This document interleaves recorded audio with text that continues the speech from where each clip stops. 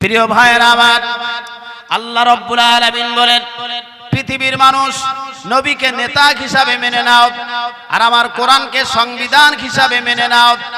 এই দুটো জিনিস মানলে আমি আল্লাহ রাব্বুল আলামিন বলছি আমার কাছে পছন্দের বান্দা আর বান্দি হয়ে যাবে।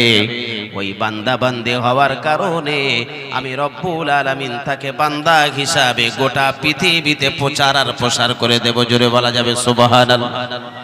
প্রিয় ভাইরা আমার, তাহলে আল্লাহ রাব্বুল আলামিন বলেন তোমাদের কাছে নেতা হিসাবে পাঠিয়েছি নবীকে, আর নেতাকে মানার জন্য কোরআনকে গাইড বুক হিসাবে আমি আল্লাহ পাঠিয়েছি। এই কোরআন নবীর উপরে নাজিল হয়েছে একদিনে নয়, 22 বছর 4 মাস 17 দিন সময় লেগেছে। নবী মক্কায় তো কোরআন মক্কায়, নবী মদিনায় তো কোরআন নাজিল হয়েছে মদিনায়, নবী নামাজে কোরআন নাজিল হয়েছে নামাজে, নবী যেখানে কোরআন নাজিল হয়েছে সেখানে সুবহানাল্লাহ বলা যাবে। নবী যেখানে কোরআন সেখানে। নবী পর্বতে তো কোরআন নাজিল হয়েছে পর্বতে। সর্বপ্রথমে সূরা আলাকের 5টা আয়াত নাজিল হয়েছে নবীর উপরে। গারে হীরা কটা আয়াত? 5টা। সূরা আলাকের 5টা আয়াত। প্রিয় ভাইরা আমার, নবীর উপরে কোরআনুল কারীম যখন নাজিল হলো, আল্লাহ নবী এমন করে তেলাওয়াত করা শুরু করলেন 5টা আয়াত। কোরআনুল কারীম নাজিল হওয়ার পর নবীজি আম্মাজান খাদিজার কাছে বলেন, খাদিজা বড্ড ভয় পেয়ে গেছি, বড্ড ভয় লেগে গেছে, জানি না আমার কাছে এমন কি এসেছিল, আমার কাছে দেখলাম আল্লাহর পক্ষ থেকে কোরআন নাজিল হয়েছে। আম্মাজান খাদিজা বললেন, ইয়া রাসূলুল্লাহ, আমি বুঝেছি আপনি একজন মহানবী, শেষ নবী, আখেরে নবী। আল্লাহ আপনাকে নবী করে পাঠিয়েছে দুনিয়া জমিনে। সুবহানাল্লাহ বলা যায়। সার্টিফিকেট কে দিল? স্ত্রী। স্ত্রী কত খোদাভীরু, তার ভিতরে কত ইয়াকিন, কত বিশ্বাস, কত ঈমানের পাওয়ার। স্ত্রী নবীকে নবী হিসাবে সার্টিফিকেট দিতেছেন। প্রিয় ভাইয়েরা আমার, আম্মাজান খাদিজাতুল কুবরা বললেন, গোটা মক্কার মানুষ যদি আপনার শত্রু না করে, গোটা মানুষেরা যদি কিনা আপনাকে নবী হিসাবে না মানে, আমি খাদিজা কথা দিলাম, সার্টিফিকেট দিলাম, আমি আমার জীবনে আমার বয়সে আমি দেখেছি আপনার মতো এত চরিত্রবান মানুষ আমার জীবনে আর পৃথিবীতে দেখে নাই। জোরে বলা যাবে সুবহানাল্লাহ। আমাদের স্ত্রীরা আমাদেরকে সার্টিফিকেট দিয়েছে কোনদিন? কথা বলেন, দিয়েছে বাবা? নবীর স্ত্রী নবীকে সার্টিফিকেট দিচ্ছে যে কি মানুষ আপনি, আপনার আখলাক, আদর্শ, ব্যবহার এতটা টোটাল কোরআনের আইন অনুযায়ী আদর্শ, ব্যবহার, আখলাক, চরিত্র। সুবহানাল্লাহ। প্রিয় ভাইরা আমার, নবীর উপরে কোরআন নাজিল হয়ে গেল। নাজিল হওয়ার পর আল্লাহ রাব্বুল আলামিন কোরআনুল কারীমের মধ্যে অন্যত্রে বলেছেন, তাবারাকাল্লাযী নাযালাল ফুরকানা আলা আবদিহি লিয়াকুনা লিল আলামিনা নাযীরা। পৃথিবীর মানুষেরা, আমি আল্লাহ রাব্বুল আলামিন এমন করে কোরআনুল কারীম পাঠিয়েছি সত্য মিথ্যার মাঝখানে পার্থক্যকারী হিসাবে চিহ্নিত করে দেওয়ার জন্য কোরআনুল কারীম যথেষ্ট। এই কোরআন দিয়ে সত্য মানুষকে বাছাই করা যায়, এই কোরআন দিয়ে মিথ্যা মানুষকে বাছাই করা যায়, এই কোরআন দিয়ে বাটপারকে বাছাই করা যায়, এই কোরআন দিয়ে চোরকে বাছাই করা যায়। বাছাই করার জন্য একমাত্র কিতাব কোরআনুল কারীম। আল্লাহ পাক বলেছেন, নবী আপনার উপরে কিতাব পাঠিয়েছি, কারা আমার বান্দা আর কারা আমার বান্দা না আপনি নির্বাচিত করবেন কোরআনুল কারীম দিয়ে। এই কোরআনুল কারীম দিয়ে ভালো আর খারাপের সার্টিফিকেট দিতে পারে আল্লাহ রাব্বুল আলামিন, সেটাও কোরআন শরীফের মধ্যে বললেন। জোরে বলা যাবে সুবহানাল্লাহ। ভালো আর খারাপ এই ব্যাখ্যা বিশ্লেষণ করে আলাদা করে দিতে পারে, তার নাম কিতাব কোরআনুল মাজিদ। আমার প্রিয় ভাইরা আমার, আল্লাহ তাআলা অন্যত্রে বলেছেন, ওয়া নুনাজ্জিলু মিনাল কুরআনি মা হুয়া শিফাউন ওয়া রাহমাতুল লিল মুমিনিন ওয়া লা ইয়াজিদুজ যালিমিনা ইল্লা খাসারা। আল্লাহ বলেন, যারা আমার কোরআনুল কারীমকে মেনে নেওয়ার পরে আমার মনোনীত বান্দা যারা হয়েছে, আমি রব্বুল আলামিন তাদের জন্য বলে দিলাম, আমার বান্দা বান্দির জন্য আমার কোরআনুল কারীমটা হলো শিফা। কি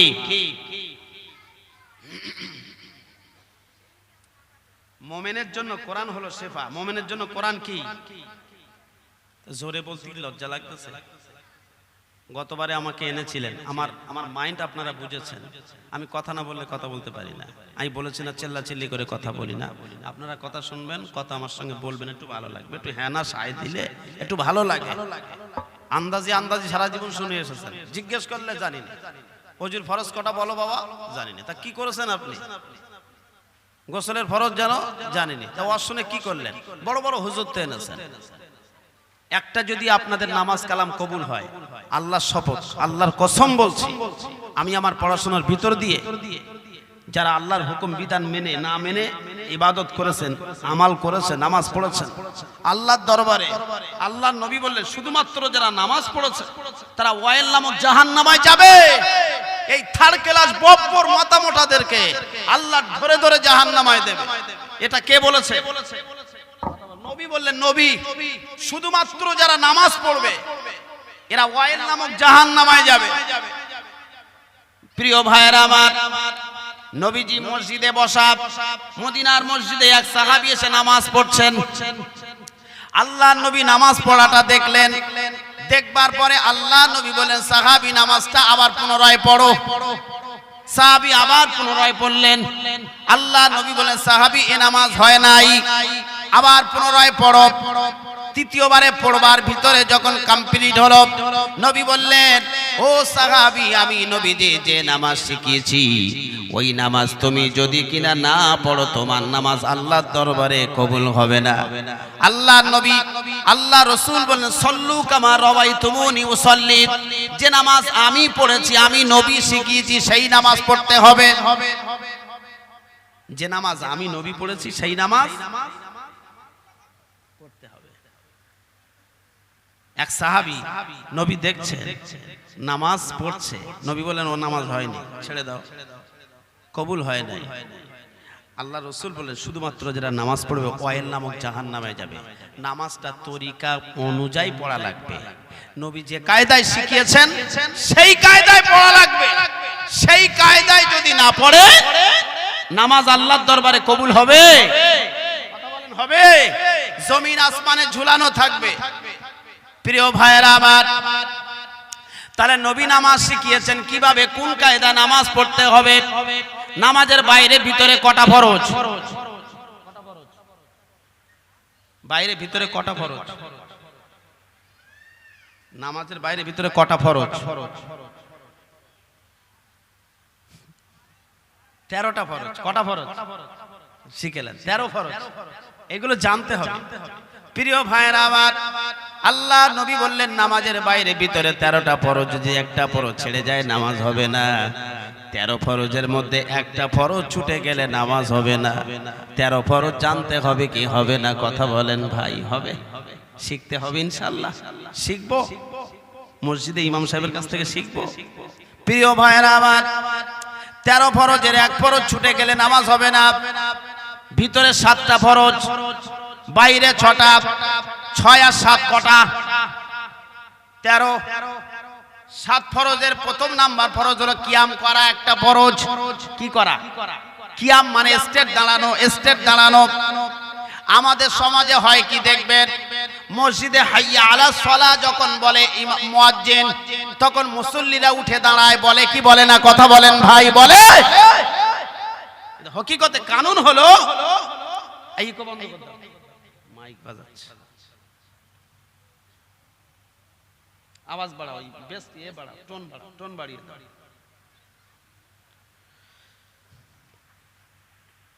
আমাদের মসজিদে হয় কি, হাইয়া আলাস সালাহ যখন বলে তখন সবাই উঠে দাঁড়ায়। এটা এখানে হয়? হয় না বাবা? এটা কম বেশি সব জায়গায় হয়। কিন্তু আসলে কানুন কি জানেন? মুয়াজ্জিন যখন আযান দেবে, কি দেবে বলেন? আযান হবে। হাইয়া আলাস সালাহটা শব্দ আছে না নাই? হাইয়া আলা সালাহ যখন বলবে আর আপনারা যখন বাইরে থাকবেন তখন এই দোয়াটা পড়বেন, লা হাওলা ওয়ালা কুওয়াতা ইল্লা বিল্লাহ। কারণ হাইয়া আলা সালাহর অর্থ হলো এসো নামাজে, এসো নামাজে। আল্লাহর ঘর থেকে আল্লাহ ডাকছে, মুয়াজ্জিন ডাকছে মানে আল্লাহ ডাকছে। কারণ ভাষাটা আল্লাহর, ভাষাটা কার? আল্লাহর। আল্লাহ যখন ডাকছে শয়তান এবার আপনাকে কাটি দেবে, যাস যাস পিছিয়ে আয়, পিছিয়ে আয়। তখন আপনি লা হাওলা ওয়ালা কুওয়াতা ইল্লা বিল্লাহ এইটা যখন বলবেন শয়তান দ্রুত পালিয়ে যাবে। তখন আপনার মসজিদের দিকে আসতে মনটাকে আল্লাহ তাআলা নরম করে মসজিদে পাঠিয়ে দেবে কে? জোরে বলেন কে? আল্লাহ। প্রিয় ভাইয়েরা আমার, তাহলে কানুন হলো মসজিদে যখন মুয়াজ্জিন আযান দেবে হাইয়া আলা সালাহ, আপনি তখন বলবেন লা হাওলা ওয়ালা কুওয়াতা ইল্লা বিল্লাহ। এই দোয়া পড়তে পড়তে যখন মসজিদের দিকে আসবেন, আল্লাহ রাব্বুল আলামিন বললেন, ওরে আমার বান্দারা, বাড়ি থেকে যখন একটা কদম ফেলতে ফেলতে আমার ঘরের দিকে ধাবিত হয়ে যাবি, আমি আল্লাহ প্রতিটা কদমে কদমে 10টা 10টা করে নেকি তোর নামায়ে আমালে লিখে দেব। জোরে বলুন সুবহানাল্লাহ। প্রিয় ভাইরা আমার, মসজিদে যখন নামাজ পড়বেন, নামাজ পড়বার আগে মুয়াজ্জিন যখন হাইয়া আলা সালাহ বলবেন, হাইয়া আলা সালাহ শোনাবেন, তার আগাম ভাবে আপনি কাতারবদ্ধ হয়ে দাঁড়িয়ে যাবেন। কারণ হলো প্রিয় ভাইয়েরা আমার, এই মসজিদে যখন হাইয়া আলা সালাহ বলা হয়, আমাদের মসজিদগুলো তখন উঠে দাঁড়ায় নামাজের জন্য। আর এই নামাজের জন্য যখন উঠে দাঁড়ায় দেখবেন একটা লোক আছে কোমরে ব্যথা, হাঁটুতে ব্যথা, গায়ে ব্যথা, আছে না নাই? কথা বলেন ভাই। সোজা হয়ে দাঁড়াতে দাঁড়াতে সময় লেগে যায়। এদিকে ইমাম সাহেব আল্লাহু আকবার বলে শুরু করে দেয়, দেওয়ার পর কেরাত শুরু করে দিল। এদিকে মুসল্লিরা ততক্ষণই তড়িঘড়ি করে যে উঠবে, পায়ে ব্যথা, হাঁটুতে ব্যথা, সোজা হয়ে দাঁড়াতে হবে। এই দাঁড়াতে না দাঁড়াতে ইমাম আল্লাহু আকবার বলে দিল, সানা এর ভিতরে ইমাম পড়ে কেরাত শুরু করে দিল। মানে আপনার তাকবীরে উলা ছেড়ে গেল। তাকবীরে উলার সঙ্গে কোনো মানুষ যদি 41 দিন নামাজ পড়ে, কতদিন? কতদিন? 41 দিন তাকবীরে উলার সঙ্গে কোনো মানুষ যখন নামাজ আদায় করবে, আল্লাহ বলেছেন ওই বান্দাটা যে দোয়া, যে নিয়ত নিয়ে দোয়া চাইবে, আমি আল্লাহ তার দোয়াটা কবুল করে নেব। সুবহানাল্লাহ বলা যাবে? কাবা শরীফে কারা গেছেন? উমরা হাজি কারা আছেন? ফরজ হাজি আছে কেউ? আছেন? আপনি গেছেন? কেউ যায়নি? উমরায় দেখবেন প্রথমে মানে বাইতুল্লাহ শরীফে, কাবা শরীফে 41 ওয়াক্ত তাকবীরে উলার সঙ্গে নামাজ পড়তে হয়।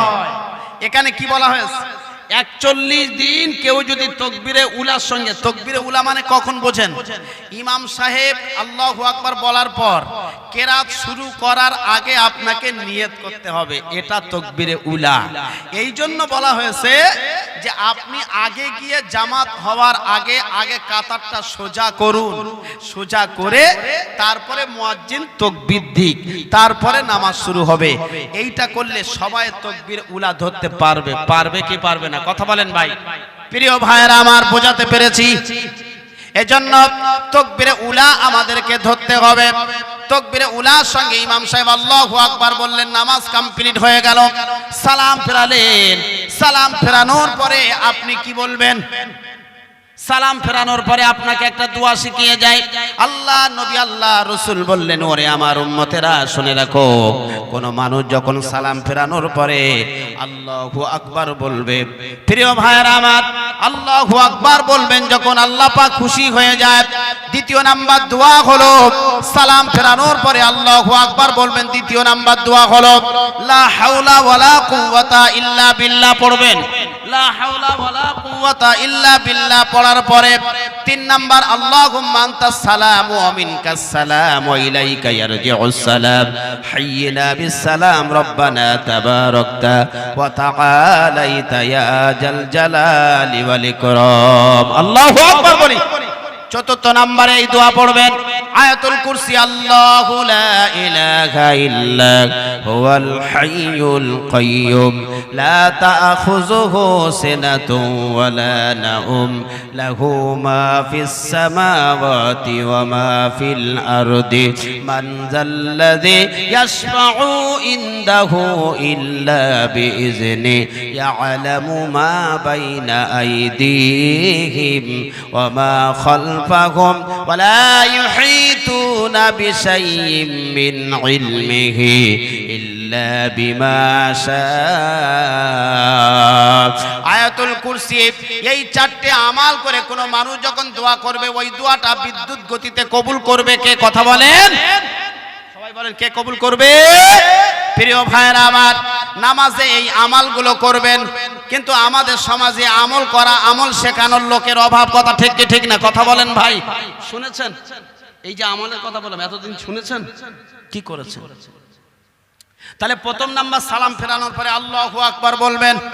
দ্বিতীয় নাম্বার লা হাওল আস্তাগফিরুল্লাহ পড়বেন। তৃতীয় নাম্বারে আল্লাহুম্মা আনতাস সালাম ওয়া মিনকাস সালাম। চতুর্থ নাম্বারে আয়াতুল কুরসি পড়বেন, তারপরে দোয়া করবেন। এই কানুন মেনে দোয়া করলে কবুল করে নেবে কে? কবুল করে নেবে কে? তরিকা অনুযায়ী নামাজ পড়বেন, নামাজ তরিকা অনুযায়ী পড়লে কবুল করবে কে? নামাজ কার জন্য পড়ছেন? কার জন্য পড়বেন? আল্লাহর জন্য, আল্লাহর খুশির জন্য পড়বেন। তো আল্লাহর কানুন মানবেন না? আল্লাহর কানুন না মেনে নামাজ পড়লে নামাজ হবে ভাই? ওই নামাজ ভুসি হয়ে যাবে। আল্লাহর কানুন আপনাকে মানা লাগবে, তরিকা অনুযায়ী মানা লাগবে। প্রিয় ভাইয়েরা আমার, নবী খালি নামাজ পড়েছেন, অন্য কি আমাল করেন নাই? নবী নামাজও পড়েছেন, আমালও করেছেন। আল্লাহ নবী বলেছেন, আমার কানুন মেনে যারা নামাজ পড়বে, নামাজ পড়বার কারণে আল্লাহ নবী বললেন, আমার পক্ষ থেকে আমি নবী দোয়া আর বরকত আর রহমত আল্লাহর জন্য আল্লাহর কাছে চেয়ে রাখলাম। প্রিয় ভাইয়েরা আমার, আল্লাহ নবী এশার নামাজ পড়তেন, সকাল সকাল খানা খেয়ে শুয়ে যেতেন। খানা খেয়ে শুয়ে যাবার পর নবী শেষ ওয়াক্তে উঠতেন, তাহাজ্জুদের নামাজ পড়তেন। কিসের নামাজ? কিসের নামাজ আমরা পড়ি? ফজরের নামাজ পড়ে না তো তাহাজ্জুদ পড়বে কখন? ঘুম থেকে উঠতেছে 8টা, পুতুললিঙ্গি কোথায় যাচ্ছে খবর নাই, মোবাইল দেখতে দেখতে 12টা 2টো বেজে যাচ্ছে, আর ঘুম থেকে উঠতেছে 8টায়। তা ও আর ফজর হয়নি, তাহাজ্জুদটা পড়বে কি? কথা বোঝাতে পারিনি মনে হয়। প্রিয় ভাইরা আমার, আমরা যারা গার্জেন আছি, আমরা যারা অভিভাবক, আমরা যারা বাবা, আমাদের দায়িত্ব আছে না নাই? কথা বলেন ভাই। আমাদের দায়িত্ব হলো বাচ্চাদের ঘরের সামনে সানি আজান দেওয়া। কি আজান? কি আজান? সানি আজান বোঝেন? জুম্মার দিনে ইমাম সাহেবের সামনে মুয়াজ্জিন আজান দেয় কি দেয় না? কথা বলেন না, দেয় না? এটা সানি আজান। প্রিয় ভাইরা আমার, বাবার দায়িত্ব হলো বিবিকে ডেকে দেওয়া, বিছানা থেকে, স্ত্রীর বিছানায় থেকে, বিবি উঠে যাও। বাচ্চার ঘরের সামনে সানি আজান দেওয়া, বাচ্চা উঠে যাও, আমার সঙ্গে চলে আসো নামাজে। বিবির দায়িত্ব মেয়েকে তুলে নামাজে দাঁড় করানো, বাবার দায়িত্ব ছেলেকে নিয়ে মসজিদে যাওয়া। এ হুকুম কার? কিন্তু আমরা করি সারা সপ্তাহ খবর নেই, জুমার দিনে খালি ঠেলাঠেলি। আছে না নাই? আর শয়ে বেরাত আসলে সে তো আর বলার নেই। সাদা লুঙ্গি সাদা জামা পরে পাক্কা সুদখোর, গ্রামের নাম করা রেকর্ড করা সুদখোর হারামখোর, সাদা জামা সাদা লুঙ্গি পরে শয়ে বেরাতের রাত্রে মসজিদে ঢুকেছে, গোসল করে ঢুকেছে, বলতেছে ডাইরেক্ট দোয়া কবুল করে নেবে আল্লাহ। ইমাম সাহেব বলে, হুজুর বলেছে শয়ে বেরাতের রাত্রে দোয়া কবুল হয়। তোর মতো হারামখোরের দোয়া আল্লাহর দরবারে কবুল হবে? 100% গ্যারান্টি, 100%। নামলেই ধরবেন, কিতাব আছে দেখিয়ে দিতে পারি, কবুল হবে না। এজন্য প্রিয় ভাইরা আমার, তরিকা মেনে আমাল করতে হবে। কি মেনে? বলেন। তরিকা মেনে। তরিকাটা দেবেন কে? নবী দিয়ে গেছেন, নবী দিয়েছেন, নবীর তরিকা মেনে নিতে হবে। আমার প্রিয় ভাইরা আমার, তাহলে আমরা নামাজ পড়বো কিভাবে এটা জানতে পারলাম। এই আমাল করে যদি নামাজ পড়েন কবুল করবে কে? কেউ যেটা পারে না পারে কে? কেউ যেটা দেয় না দেয় কে? কেউ যেটা জানে না জানে কে? তাহলে আল্লাহর জন্য আমরা করব ইনশাআল্লাহ। বলি করব ইনশাআল্লাহ। দাড়িটা রাখবো, গোপটা ছোট করব, নবীর ভালোবাসার জন্য জীবনকে উৎসর্গ করে দেব। হযরতে হুসাইন হুজুর রাদিয়াল্লাহু তাআলা আনহু, তার টার্গেট হলো আল্লাহকে খুশি করা, আল্লাহর দ্বীনটাকে প্রতিষ্ঠিত করা। জোরে বলুন সুবহানাল্লাহ। হুজুরের কাছে চিঠি আসছে, শত শত চিঠি। হুজুর আপনি কুফায় আসেন, হুজুর আপনি কুফায় আসেন, আমরা কুফাবাসীরা আপনার জন্য অপেক্ষায় আছি, আপনার হাতে বায়াত নেব। কারা চিঠি দিচ্ছে? কারা কারা চিঠি পাঠাচ্ছে? কুফা থেকে। কোথা থেকে? কুফা থেকে চিঠি পাঠাচ্ছে, হুজুর আপনি আমাদের কুফায় আসেন। হুসাইন হুজুরের কাছে পাঠাচ্ছে, কারণ কুফার গভর্নর আমিরে মুয়াবিয়া রাদিয়াল্লাহু তাআলা আনহু ছিলেন নবীর একজন সাহাবী, খুব নামকরা সাহাবী। আপনারা শুনেছেন, তারপরে একটু বলতে হয়, যেহেতু মরমের ব্যাপার আমি বলবো, নজ করব। মুয়াবিয়া রাদিয়াল্লাহু তাআলা আনহুর ছেলে হলো ইয়াজিদ। কি? সাহাবীর ছেলে ইয়াজিদ। নবীর ছেলে বেঈমান হবে এটা তো কোনো কথা নয়। হতেই পারে, হতেই পারে। হবে কি হবে না? হতে পারে কি পারে না? নূহ নবীর ছেলে কেনান খোদায় দাবি, খোদাকে মানে নেই, আল্লাহকে মানে নেই। না মানার কারণে আল্লাহ তাআলা পানি দিয়ে চুবিয়ে চুবিয়ে ইঁদুর বাচ্চার মতো মেরে দিয়েছে। ইতিহাস আপনাদের জানা আছে কি জানি না। প্রিয় ভাইয়েরা আমার, হুসাইন হুজুরের কাছে চিঠি এলো, হুসাইন আমাদের কুফাতে আসেন, আমরা কলেমা পড়ে মুসলমান হয়ে যেতে চাই, আপনার বায়াত নিতে চাই, আপনি আমাদের কুফায় আসেন। হুজুরের কাছে চিঠি আসার পর হুজুর হাজার এমন করে মদিনার বৃদ্ধ সাহাবী আব্দুল্লাহ ইবনে আব্বাস রায়সুল মুফাসসিরিন যাকে বলা হয়, হাদিসের পণ্ডিত ব্যক্তি যাকে বলা হয়, আব্দুল্লাহ ইবনে উমর রাদিয়াল্লাহু তাআলা আনহু, হযরতে আব্দুল্লাহ ইবনে আবু বকর সিদ্দিক রাদিয়াল্লাহু তাআলা আনহু, এমন করে বিশিষ্ট সাহাবীরা বললেন, হুজুর আপনি যাবেন না কুফায়, আপনার বাবাকে ওরা ষড়যন্ত্র করে হত্যা করেছিল, হযরত আলীকে, আলী হুজুরকে ষড়যন্ত্র করে বিদায় করে দিয়েছিল, হুজুর আপনি যাবেন না, গেলে পরে অসুবিধা হবে। প্রিয় ভাইয়েরা আমার, নবীজির কলিজার টুকরা হুসাইন হুজুর চিন্তা ভাবনা করে, আমি যদি না যাই কিয়ামতের ময়দানে আমার নানা জানের কাছে আমি হুসাইন মুখ দেখাতে পারবো না। আমাকে যদি জিজ্ঞাসা করে, হুসাইন রে কুফা থেকে ডাক এসেছিল, তুমি কেন যাও নাই? আমি আমার নানা জানের কাছে মুখ দেখাতে পারবো না, অতএব আমি মদিনায় থাকতে পারি না। আমার নানা জানের রেখে যাওয়া দিনটাকে গোটা পৃথিবীতে পৌঁছে দেওয়ার দায়িত্ব হলো আমার। গোটা পৃথিবীতে পৌঁছে দেওয়ার দায়িত্ব যতক্ষণ আমার কাঁধে এসেছে, আমি হুসাইন আমি কুফার জমিনে যেতে চাই। জোরে বলুন সুবহানাল্লাহ। প্রিয় ভাইয়েরা আমার, হুসাইন হুজুরের কাছে এলো, সাহাবীরা সবাই বলল, সাহাবীরা সবাই জিজ্ঞাসা করলো, হুজুর আপনি যাবেন না? কুফাবাসীরা সন্ত্রাস, কুফাবাসীরা ষড়যন্ত্র করে আপনার বাবাকে মেরেছে, আপনি গেলে পরে আপনাকেও মেরে দেবে। ওদিকে হুজুরের চিন্তা হচ্ছে, যদি না যাই নানা জানের কাছে কি মুখ দেখাবো, যেতে হবে। এই ইসলামটা সহজে আমরা পেয়েছি, কিন্তু ইসলামটাকে প্রতিষ্ঠিত করতে গিয়ে নবীকে মার খেতে হয়েছিল না হয়নি? কথা বলেন। নবীর দান দান শহীদ করে দিয়েছিল, নবীর মাথায় লোহার টুপি ঢুকিয়ে দিয়েছিল, নবীকে মেরে তায়েফে ফেলে রেখে দিয়েছিল, নবীকে অবশেষে মক্কা থেকে জন্মভূমি ছেড়ে পালাতে হলো সত্য কথা বলার কারণে। কি কথা? সব নবীদের, নূহ নবী আলাইহিস সালাম সত্য কথা বলার কারণে তাকে অপমানিত হতে হয়েছিল। মুসা আলাইহিস সালামকে সত্য কথা বলার কারণে তাকে ফেরাউনের কাছে তাড়া খেতে হলো। ইব্রাহিম নবীজান আলাইহিস সালাম, তাকেও সত্য কথা বলতে গিয়ে নমরুদের আগুনের কুণ্ডুলিতে পুড়তে হলো, কিন্তু হেফাজত করেছেন একজন, তিনি কে? তাহলে সত্য কথা বললে মার খেতে হবে কি হবে না? কথা বলেন, হবে কি হবে না? মিথ্যা কথা বললে মার খেতে হবে না, মুরগির ঝোল খাওয়া যায়। মিথ্যা কথা শোনালে ডিম খাওয়া যায়। মিথ্যা কথা বললে পরে হুজুর হিসাবে সম্মান পাওয়া যায়, কিন্তু সত্য কথা বললে পরে বন্ধু বেজার হয়ে যায়। কথা ঠিক কি ঠিক না? কথা বলেন ভাই, আপনারা কি আমার কথা বুঝতেছেন? একমত? আমার কথাটা কি একমত? তাহলে সব নবীরা সত্য কথা বলার কাছে উম্মতের কাছে মার খেয়েছে, তাড়া খেয়েছে, দাঁত ভেঙেছে, অবশেষে জন্মভূমি ছেড়ে পালাতেও হয়েছে। শেষ ফাইনালে কি হলো? অবশেষে তারা নবী হিসাবে পরে চিনেছে, চিনে বুকে আংলে নিয়েছে। সুবহানাল্লাহ বলা যাবে? প্রিয় ভাইরা আমার, এখন যদি আপনাদের কাছে আমি সত্যগুলো বলি, আমার গাড়ির চাকার হাওয়া খুলে দেবেন, বলবেন এই মৌলী সাহেবটা আমাদের না ওদের, শেখানো হয়েছে আপনাদের। যখন এইটা বলবে তখন মনে করবেন আমাদের না ওদের। ওদের আল্লাহর দরবারে আমাদের, এদের, এজাদের, ওজাতের লম্বা বেটে কালো ফর্সা আল্লাহর কাছে বিচার হবে।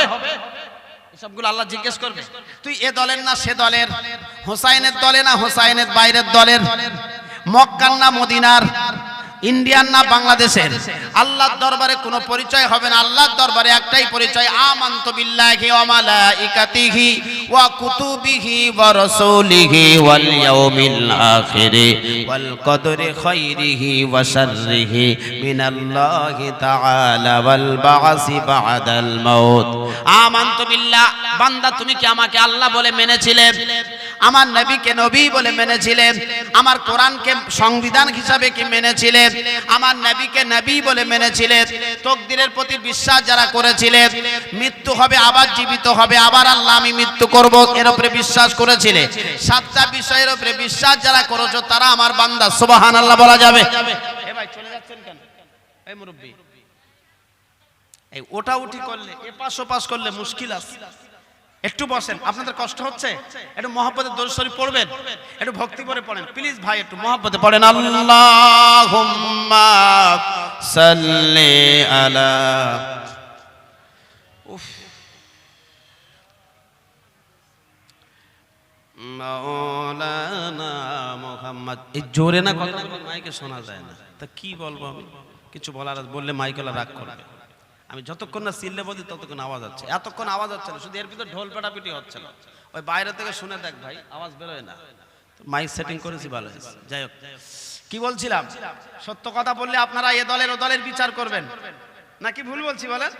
এখন তাবিজ বাঁধা, নবীজি বললেন তাবিজ বাঁধা যাবে না, কিন্তু আল্লাহ কোরআনে বললেন ওয়ানুনাজ্জিলু মিনাল কুরআনি মা হুয়া শিফাউ ওয়া রাহমাতুল লিল মুমিনিন ওয়া লা ইয়াজিদুয যালিমিনা ইল্লা খাসারা।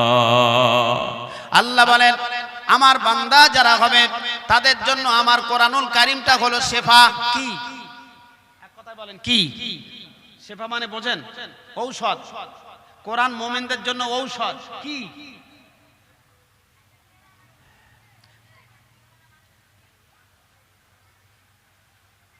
কোরআন মুমিনের জন্য শেফা। কি ভাই? মুমিনের জন্য শেফা। কোন মুমিন, কোন খাঁটি মুসলমান গ্লাসে ফু দেবে, খাঁটি মুসলমান হতে হবে, কিন্তু মাথায় টুপি জুব্বা পরে রয়েছে, এমাল মুসলমান, খাঁটি মুসলমান মনে করতেছেন? ভিতরে ভিতরে খবর লান, জালিমাল, জালিমাল। খাঁটি মুসলমান কাকে বুঝবেন জানেন?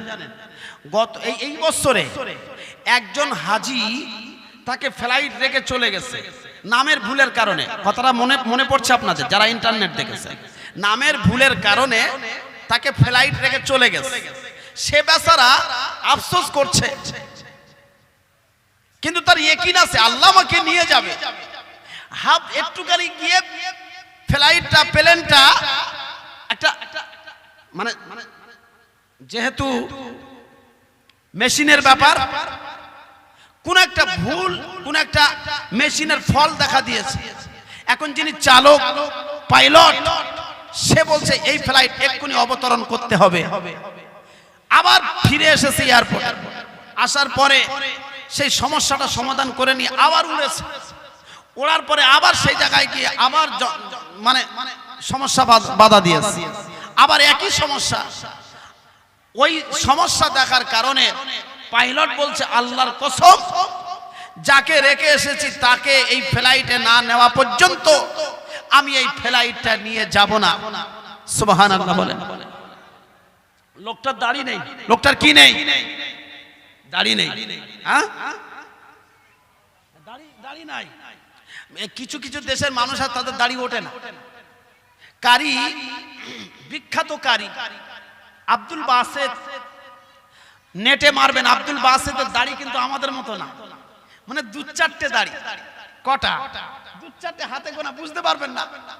মক্কার বড় বড় শায়েখ, অন্য অন্য দেশের শায়েখ, বড় বিখ্যাত আলেম, কলেজের প্রিন্সিপাল, কলেজের বড় সাহেব, তাদেরও দাড়ি নেই। আসলে তাদের দাড়ি ওঠেনি, মানে আল্লাহ পাকের সৃষ্টি। প্রিয় ভাইরা আমার, আল্লাহ বলেছেন ওয়ানুনাজ্জিলু মিনাল কুরআনি মা হুয়া শিফাউ ওয়া রাহমাতুল লিল মুমিনিনা ওয়া লা ইয়াজিদুয যালিমিনা ইল্লা খাসারা। আল্লাহ বলেন, গোলাম আমি আল্লাহ রাব্বুল আলামিন আমার কোরআনুল কারীমটা মুমিনের জন্য হলো শেফা। মুমিন কাকে চিনবে? লম্বা জামা, লম্বা দাড়ি, গরুর গোশত খায়, মুসলমানি দেওয়া আছে, নাম রেখেছে আব্দুল করিম, আব্দুল ছাত্তার, সে কি মুসলমান? এই পরিচয় দিয়ে মুসলমান হওয়া যায় না। মুসলমান হতে গেলে পরে সম্পূর্ণ আল্লাহর উপরে ভরসা, নবীর তরিকা অনুযায়ী আল্লাহর বিধান মানতে হবে। আল্লাহর বিধান যে ব্যক্তি মানবে সেই ব্যক্তিটা হলো মুসলমান। প্রিয় ভাইরা আমার, যে ব্যক্তিটাকে ফ্লাইট মিস করে গেল, ওই ফ্লাইটের যান্ত্রিক ধাক্কা দিল 2 বার, যখন 3 বারের মাথায় ওই ব্যক্তিটাকে তুললেন, এই ফ্লাইটটা উড়লো আর সেখানে গিয়ে এমন করে শেষ হলো, নামলো, এর মধ্যে কোনো সমস্যা হয় নাই। আমরা বুঝে নিলাম গোটা পৃথিবী সার্টিফিকেট দিল ওই মানুষটা হলো খাঁটি একজন আল্লাহর বান্দা। জোরে বলা যাবে সুবহানাল্লাহ। নারায়ে তাকবীর, জোরে লাগান নারায়ে তাকবীর, নারায়ে তাকবীর। এই হলো মুমিন, এই হলো মুসলমান। প্রিয় ভাইরা আমার, বিশ্ববিখ্যাত, বিশ্ব নন্দিত মুফাসসিরে কোরআন ডক্টর মিজানুর রহমান আজহারি, দেখেছেন আপনারা? বয়ান শুনেছেন? মিজানুর রহমানের দেখেননি? মানে নেটে দেখেননি, মোবাইলে মুরগি কথা দেখিনি। মিজানুর রহমান বিশ্ববিখ্যাত, বিশ্ব নন্দিত মুফাসসির, বয়ান শুনলে কলিজা ঠান্ডা হয়ে যায়। সুবহানাল্লাহ, কি নিয়ামত আল্লাহ তাকে দিয়েছেন। এখন তো তিনি আর এই গ্রাম্য অঞ্চলের প্রোগ্রামগুলো করেন না, এখন একটা জেলাওয়াইরি প্রোগ্রামগুলো করে, যার প্রোগ্রামে 20,000 লোকের উপরে, 20 লক্ষ লোকের উপরে, 20, 30, 40, 50 লক্ষ লোক, এতটা লেভেলে আল্লাহ তাআলা তাকে পৌঁছে দিয়েছেন। প্রিয় ভাইরা আমার, তিনি এই ভাইয়ের সঙ্গে দেখা করেছেন, বিশ্ববিখ্যাত একজন মুমিন হিসাবে হাজী সাহেব এই ব্যক্তিটার সঙ্গে দেখা করেছেন। এই ব্যক্তিটার সঙ্গে নিজের ইচ্ছায় খোঁজ নিয়ে তার কাছে মোলাকাত করেছেন। মানে সোজাসুজি আমরা যেটা দেখতে পাই, এই মানুষটা আল্লাহর প্রকৃত বান্দা। কথা ঠিক না? কথা বলেন ভাই। এই মানুষটা হজ করে ফেরার পরে এমন করে তার দেশে এসেছেন, দেশে আসার পরে আল্লাহর ডাকে সাড়া দিয়ে দুনিয়া থেকে চলে গেছেন। ওই মানুষটা আমাদের ধরায় নাই, আমরা বুঝতে পারলাম এই মানুষটা হলো আল্লাহর বান্দা। জোরে বলা যাবে সুবহানাল্লাহ। আল্লাহ বলেছেন, এমন মানুষ যদি এমন করে পানিতে দম করে, সূরা ফাতিহা পড়ে, কি পড়ে? সূরা ফালাক, সূরা নাস, সূরা ইখলাস ও আখলাক পড়ে পানিতে ফু দিয়ে ওই পানিটা ক্যান্সার রোগীকে খাওয়ালে সুস্থ করে দেবে কে? কথা বলেন ভাই, জোরে বলা যাবে সুবহানাল্লাহ। আল্লাহ বলেছেন, ওয়ানুনাজ্জিলু মিনাল কুরআনি মা হুয়া শিফাউ ওয়া রাহমাতুল লিল মুমিনিন। আল্লাহ বলেন, আমার কোরআনটা হলো মুমিনের জন্য হলো শেফা, ঈমানদারদের জন্য ঔষধ। ঔষধ খেতে হবে না, আপনি নামাজ পড়ে যে যা দোয়া দরুদ পড়বেন, হাতে ফু দিয়ে শরীরে বুলিয়ে আপনি চলে যাবেন শ্মশানের উপর দিয়ে, ভূত পেতনি জিন আপনার পাশে আসবে না। কারণ আল্লাহর কোরআনের পাওয়ার আছে না নাই? কথা বলেন ভাই। কোরআন পড়া লাগবে কি লাগবে না? এই কোরআন আমরা জানি না, এই কোরআন আমরা শিখি না। কোরআন বছরে একবার চলে, শবে বরাতের দিন আসলে পরে মেয়েদের কোরআন পড়ার হিডিক দেখলে মাথা খারাপ। সকিনা কিচ্ছু জানে না, কোরআন লে বসেছে, কোরআন পড়বে, তাই আছে না নাই?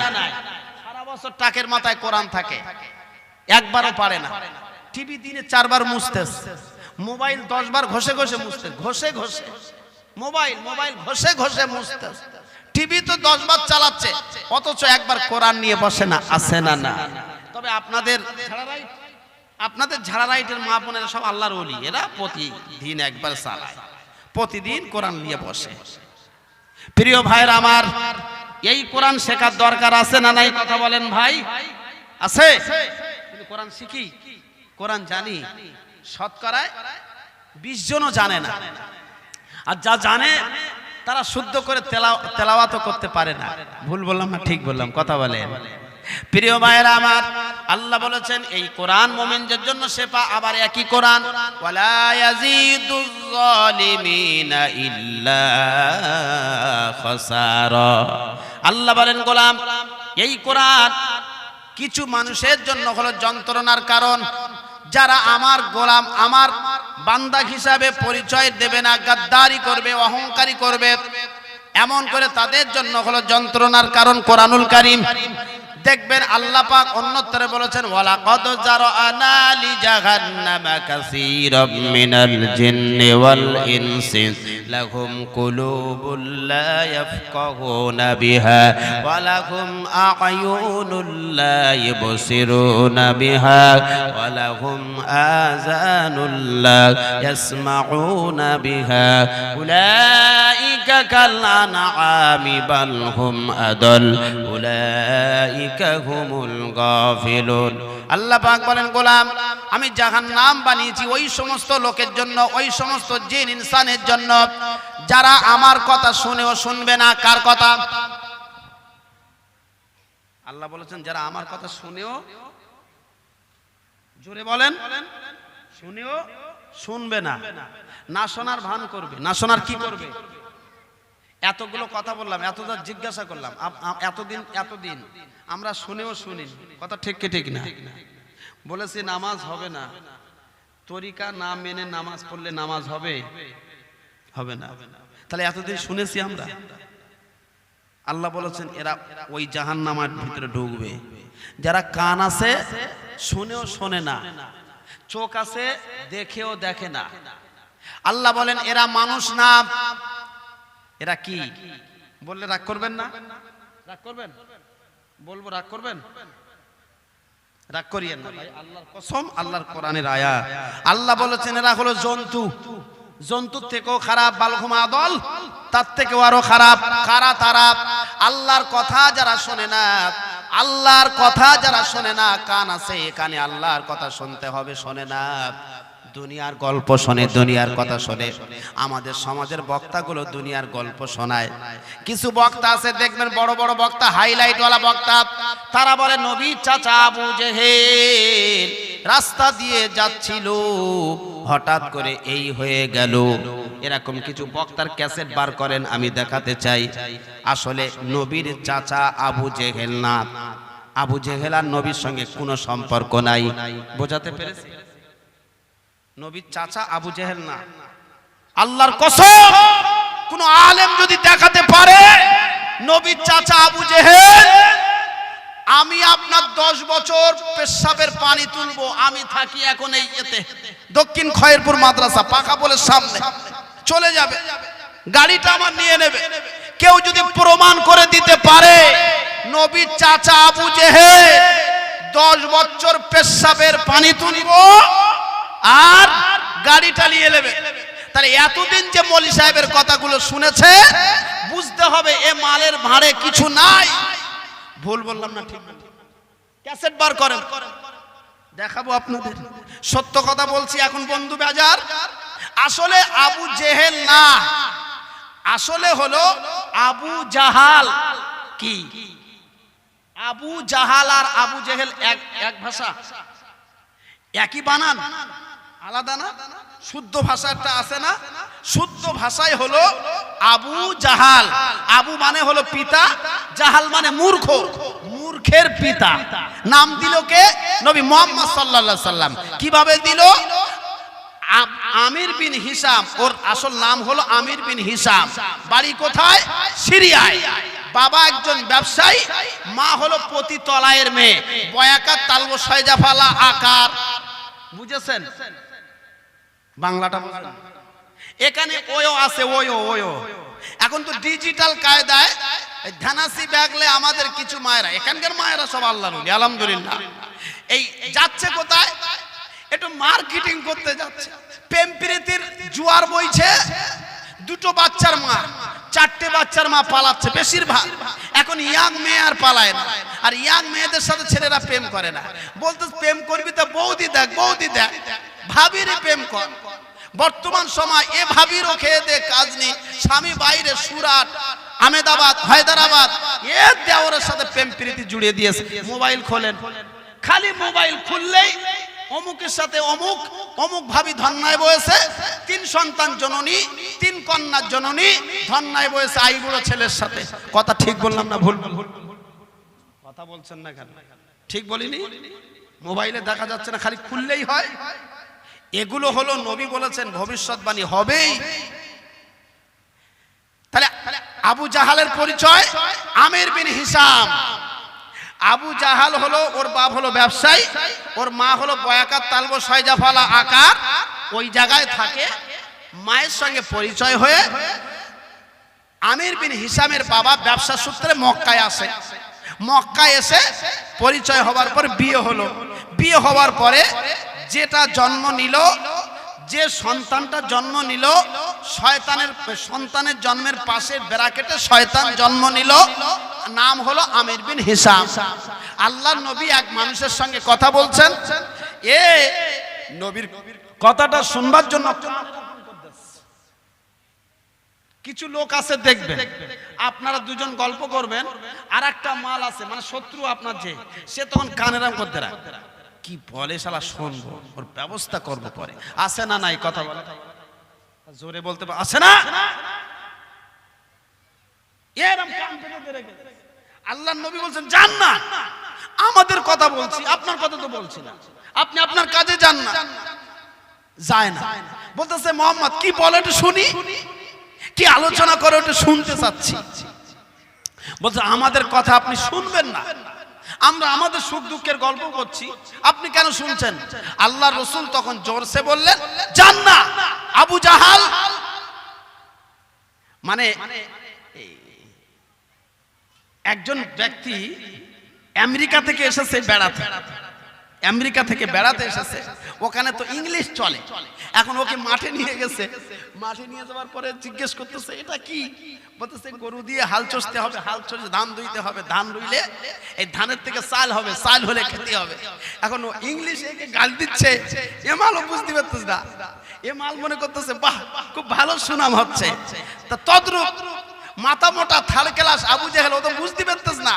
মুহাম্মদ সাল্লাল্লাহু আলাইহি ওয়াসাল্লাম বললেন যে ওকে আরবিতে আবু জাহাল যান না, মূর্খের পিতা। কেউ যদি ডাইরেক্ট কোনো মানুষকে বলে সে রেগে যাবে না? যাবে না।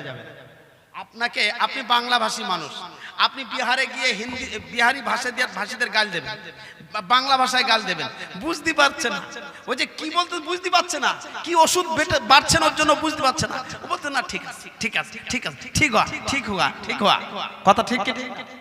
কিন্তু আল্লাহর রাসূল বলছে যান না। আবু জাহাল মূর্খের পিতা। আবু জাহেল বুঝতে পারতেন না, আবু জাহেল মনে করতে আচ্ছা ঠিক আছে ঠিক আছে ঠিক আছে যাচ্ছি ঠিক আছে। প্রিয় ভাইয়েরা আমার, তাহলে বুঝতে পারলাম আবু জাহাল নবীর চাচা না, নবীর বাপেরা 10 ভাই। নবীর বাপেরা কয় ভাই? নবীর বাপ হলো ছোট, নাম হলো আব্দুল্লাহ। নবী যখন মায়ের পেটে আসলেন 6 মাস বয়স, বাবা চলে গেল। বাবার এমন করে মাটি দেওয়া হলো, প্রায় কলিজার টুকরা মুসলমান মক্কা থেকে মদিনার রাস্তায় যেতে এমন করে আবুয়া প্রান্তর বাবলা বাগানের নিচে আল্লাহর নবীর বাবাকে মাটি দেওয়া হলো, আল্লাহর নবীর বাবাকে শায়িত করা হলো। প্রিয় মুসলমান কলিজা টুকরা বাবাজি আমার, আল্লাহ নবী সাল্লাল্লাহু আলাইহি ওয়াসাল্লাম আবু জাহালকে বললেন আপনি আপনার কাজে যান। প্রিয় মুসলমান কলিজা টুকরা আল্লাহ ওয়ালা বাবাজি, এজন্য আপনাদের কাছে বলতে চাই, আল্লাহ নবী সাল্লাল্লাহু আলাইহি সাল্লাম বলেছেন যারা আমার উম্মত হবে তাদের কাছে যখন সত্য কথা আসবে তাদের মানতে কিন্তু অনেক কষ্ট হবে মিথ্যাটা, কারণ সত্যে অনেক দেরি হবে। সত্যটাকে সত্য বলে যারা মেনে নেবে, আমি আল্লাহ নবী বললাম কিয়ামতের ময়দানে আমার উম্মতের সার্টিফিকেট তারাই পাবে, আমি নবী হিসাবে তাদের কাছে চিহ্নিত দেব। একবার জোরে বলুন সুবহানাল্লাহ। নারায়ে তাকবীর, নারায়ে তাকবীর, নারায়ে তাকবীর। প্রিয় ভাইরা আমার, তাহলে আমরা বুঝলাম নবীর তরিকায় আমাল করতে হবে, সুন্নাত মেনে নিতে হবে, আল্লাহর কোরআনের বিধান মানতে হবে। কোরআনের বাইরে কোনো আমাল করলে আল্লাহ কবুল করবে? আল্লাহ কবুল করবে না। এজন্য এই কোরআনে লেখা আছে বাপ মার সঙ্গে ভালো ব্যবহার করতে হবে, এই কোরআনে লেখা আছে মদ খাওয়া যাবে না, এই কোরআনে লেখা আছে সুদ খাওয়া যাবে না, এই কোরআনে লেখা আছে অবৈধ পথে ইনকাম করা যাবে না। প্রিয় মুসলমান কলিজার টুকরা বাবাজি, আমাদের সমাজে দেখলে দেখা যায় এখন কিছু ব্যক্তিরা আছে তারা বুকে হাত ঠুকে বলতেছে নামাজ না পড়তে পারি, আমার ঈমান ঠিক আছে, আমি গোলাম খাঁটি উম্মত। কিছু মানুষ আছে বলে কি বলে না, কথা বলেন ভাই, আছে শুধু নামাজটা পড়িনি, সব করি নামাজটা পড়ি। এই তো বছরে মুহররমের চাঁদা দেই, ঈদগাহ চাঁদা দেই, মসজিদে 3000 করে নেয় হুজুর, 3000 নেয়, আর এদিক সেদিক করে প্রায় 10-12 হাজার চলে যায়। বছরে 3টে করে গাড়ি করি, আজমিরি ফুরফুরায় 14 বার যাই, শুধু নামাজটা পড়িনি। আছে না? আর আমি বলি সব সব করেন, এত কিছু ঈদগাহে দেন, মসজিদে দেন, জলসায় দেন, মুহররমে দেন, আজমিরে 3 বার গাড়ি, ফুরফুরায় 14 বার যান, সব করেন, নামাজটা পড়েন না। আমি বলে যাই 100% গ্যারান্টি, কোন মায়ের লাল যদি থাকে আসো সামনে প্রতিবাদ করবে, আসো, তোমার কি দলিল আছে খাড়া করো। এইগুলো কিছু করা লাগবে না। আল্লাহ বলেছেন আগে আমার হুকুমটা মেনে নে, সালাতটা আদায় করে নে, সালাতটা নবীর তরিকা অনুযায়ী আদায় করে নে। আল্লাহ বলেছেন আমার কাছে মনোনীত হবে, সুবহানাল্লাহ বলা যাবে? আপনি কোন দলের, কোন জাতির, কোন বংশের, কোন কালারের, কি নাম, এটা কোনো পরিচয় নয়। পরিচয় হলো আপনি মুসলমান কি মুসলমান না। আল্লাহ জিজ্ঞেস করবে, করবে কি করবে না, কথা বলেন। এজন্য আল্লাহর কাছে যাওয়ার আগে মুসলমান হয়ে যাব। কি হয়ে যাব? মুসলমান হয়ে যাব। মুসলমান হয়ে যেতে গেলে আল্লাহ বলেছেন কোরআন শরীফে, ইয়া আইয়ুহাল্লাযীনা আমানুত্তাকুল্লাহ, আমার ভয় করতে হবে। ভয় হবে কার? কার কার ভয় হবে বলেন? আল্লাহর ভয় হবে। কিন্তু আমরা করি, আমরা এখন নেতার ভয় করি। এই তো একজন আমাদের ফুরফুরা শরীফের পীরজাদা কাসেম সিদ্দিকী ভাইজান হুজুর, আমি শ্রদ্ধা করি, সম্মান করি। রাজ ক্ষমতা দরকার। আপনারা এখানে পার্টি করেন, আইএসএফ করেন, টিএমসি করেন, বিজেপি করেন, কংগ্রেস করেন, সিপিএম করেন, আল্লাহর শপথ আমাকে কেউ বলে দেয়নি, আমি কোনো টার্গেট নিয়ে বলছি না, আমাকে দোষারোপ করবেন না। যদি আমি বলে ফেলি, বলি, আমি সত্যটা বলবো। এজন্য আমাকে যেন কারোর দিকে ঠেলে দেবেন না, মনে হয় আইএসএফ এর বিরোধিতা করে, মনে হয় টিএমসির বিরোধিতা, না। আমাদের ফুরফুরা শরীফের কাসেম সিদ্দিকী পীরজাদা ভাইজান হুজুরের সাপোর্ট আমি করি। কেন জানেন? কেন আপনারা শুনতে চান না? কারণ হলো রাজ ক্ষমতা দরকার। হোসাইন হুজুর রাজ ক্ষমতাটা নেওয়ার জন্য উদ্দেশ্য শহীদ হয়নি। তিনি মনে মনে করছেন যে হযরতে মুয়াবিয়া রাদিয়াল্লাহু তাআলা আনহু চলে যাবে, তার ছেলে খেলাফতের দায়িত্ব পাবে। এই বংশ পরম্পরা যদি থাকে এটা খারাপ জায়গায় যাবে। একজন দুর্নীতিবাজ ভালো লোক, তার ছেলে দুর্নীতিবাজ, বংশ পরম্পরা, তার ছেলে যদি রাজতন্ত্র, রাজ ক্ষমতা পায়, তাহলে সেই রাজ্যে, সেই এলাকায় অভাব, দুঃখ, অরাজকতা সৃষ্টি হবে কি হবে না, কথা বলে। নেতা যদি ভালো হয় দেশের জনগণ ভালো থাকবে, থাকবে কি থাকবে না? আমাদের মাননীয় প্রধানমন্ত্রী এ মনে হয় বছরে বছরে 20-30 বার, 40-50 বার, আরো কতবার যে বিদেশে যায়, দেশের জনগণের কথা একবার ভাবে না। একবার বিদেশে গেলে কোটি কোটি টাকা খরচ, দেশের টাকা বিদেশে নিয়ে যায়, মাস্তানি করে, কিন্তু দেশের জনগণের কথা ভাবে না। খালি ওয়াদা 15 লাখ করে তোমাদের অ্যাকাউন্টে ঢুকবে। মোদী সরকার বলেছিল না, বলেনি? বলেছিল না? কিন্তু ঢুকেছে। খালি ওয়াদা, ভাঁওতাবাজি বেশি দিন চলে না। এজন্য প্রিয় ভাইরা, টিএমসি সরকার বলতে গেলে আমরা ক্ষমতায় রেখেছি, কথা ঠিক কি ঠিক না, কথা বলেন। কথা না বলে একটু আমার সঙ্গে একটু জোরে আওয়াজ দেন। মুসলমান ক্ষমতায় রেখেছে না? মুসলমান একটা কিন্তু বিজেপি করে না, একটার দা আছে তিয়াসড়া, তিয়াসড়া বোঝেন না, জাত ছাড়া তারা বিজেপি করে। কিন্তু সবাই 100-র মধ্যে 99 জন টিএমসি করে। এইবার তার ভিতরে এখন নতুন ভাইজানেররা পার্টি আছে, আইএসএফ করে, কিছু সংখ্যক করে, অল্প, কিন্তু সবাই টিএমসি করে। আমরা ভোট দেব, আমরা তোমাকে মন্ত্রী বানাবো, মুখ্যমন্ত্রী বানাবো, আমরা রাজ ক্ষমতা পাবো না মানে কি? আমাদের রাজ ক্ষমতা দরকার। এজন্য ফুরফুরা শরীফের পীরজাদা কাসেম সিদ্দিকী ভাইজান হুজুর যে রাজ ক্ষমতার দায়িত্ব পেয়েছে, আমি স্যালুট জানাই। পেয়েছেন বলেই ফুরফুরা শরীফে মুসাফিরখানা খুলেছে। আপনারা মুসাফিরখানা খুলেছেন, নেটে দেখেছেন? মুসাফিরখানা খুলেছে। আপনারা যেন কোনো পক্ষে নেবেন না, আমি আপনাদের যুক্তি দিয়ে বোঝাতে না পারলে আমাকে জিজ্ঞেস করবেন। তিনি দায়িত্ব পেয়েছেন বলে এই আজকের খবর, গতকালকের খবর, ডুমজুর বলে একটা জায়গা, ভাইজান গিয়ে মসজিদের লাইট খারাপ, মসজিদের সরকারি লাইট দিয়েছে, কবরস্থানের লাইট খারাপ, সেখানে সঙ্গে সঙ্গে ডিএম যারা যারা দায়িত্ব আছে তাদেরকে ফোন করে বলছে এটা দ্রুত মিলিলি ঠিক করতে হবে। এই ফোন করার কারণে ওয়াদা করেছে 1 মাসের মধ্যে কাজ হবে। তিনি দায়িত্ব পেয়েছেন বলে ফুরফুরা শরীফের 100 বেডের হসপিটাল সেটাও খুলে দিয়েছে। তাহলে আমার প্রিয় ভাইরা, রাজ ক্ষমতা আমরা দিলাম, আমরা যদি ক্ষমতা না ভোগ করতে পারলাম, আমাদের মতো বোকা লোক আর আছে বলে মনে হয়? আমি টাকা ইনকাম করেছি, আমি যদি ভোগ না করতে পারলাম তাহলে আর কি হলো কষ্ট করে? আমরা ক্ষমতায় রেখেছি সরকারকে, তাহলে আমরা ক্ষমতায় রাখার পরে আমাদের একজন প্রতিনিধি, তিনি নবী রাষ্ট্রনায়ক ছিল কি ছিল না? একটু কথা বলেন ভাই, ছিল কি ছিল না?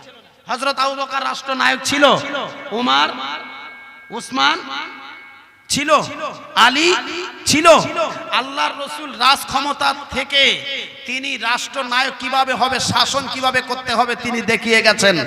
আবু বকর, উমর, উসমান, আলী হুজুর দেখিয়ে গেছেন। তো আমার প্রিয় ভাইরা, কোন পক্ষের দিকে টেনে নিয়ে যায় না, আল্লাহর কসম বলি, বোঝানোর জন্য বলছি। হোসাইন হুজুর কেন শাহাদাত বরণ করতে হলো জানেন? বিষয়টা হলো কুফা থেকে চিঠি আসছে আর বারে বারে বলছে হোসাইন কুফা এসো, তোমার হাতে বায়াত নেব। আসলে ষড়যন্ত্র করে ইয়াজিদ ষড়যন্ত্রে হোসাইন হুজুরকে মারার জন্য প্ল্যান করছে। এমন তো অবস্থায় হোসাইন হুজুর স্বীকার করেছেন যে ইয়াজিদের চিন্তা ভাবনাটা খুবই, দেশ চালানোর দক্ষতা আছে, দেশ চালানোর দক্ষতা আলাদা আর দুর্নীতিটা আলাদা।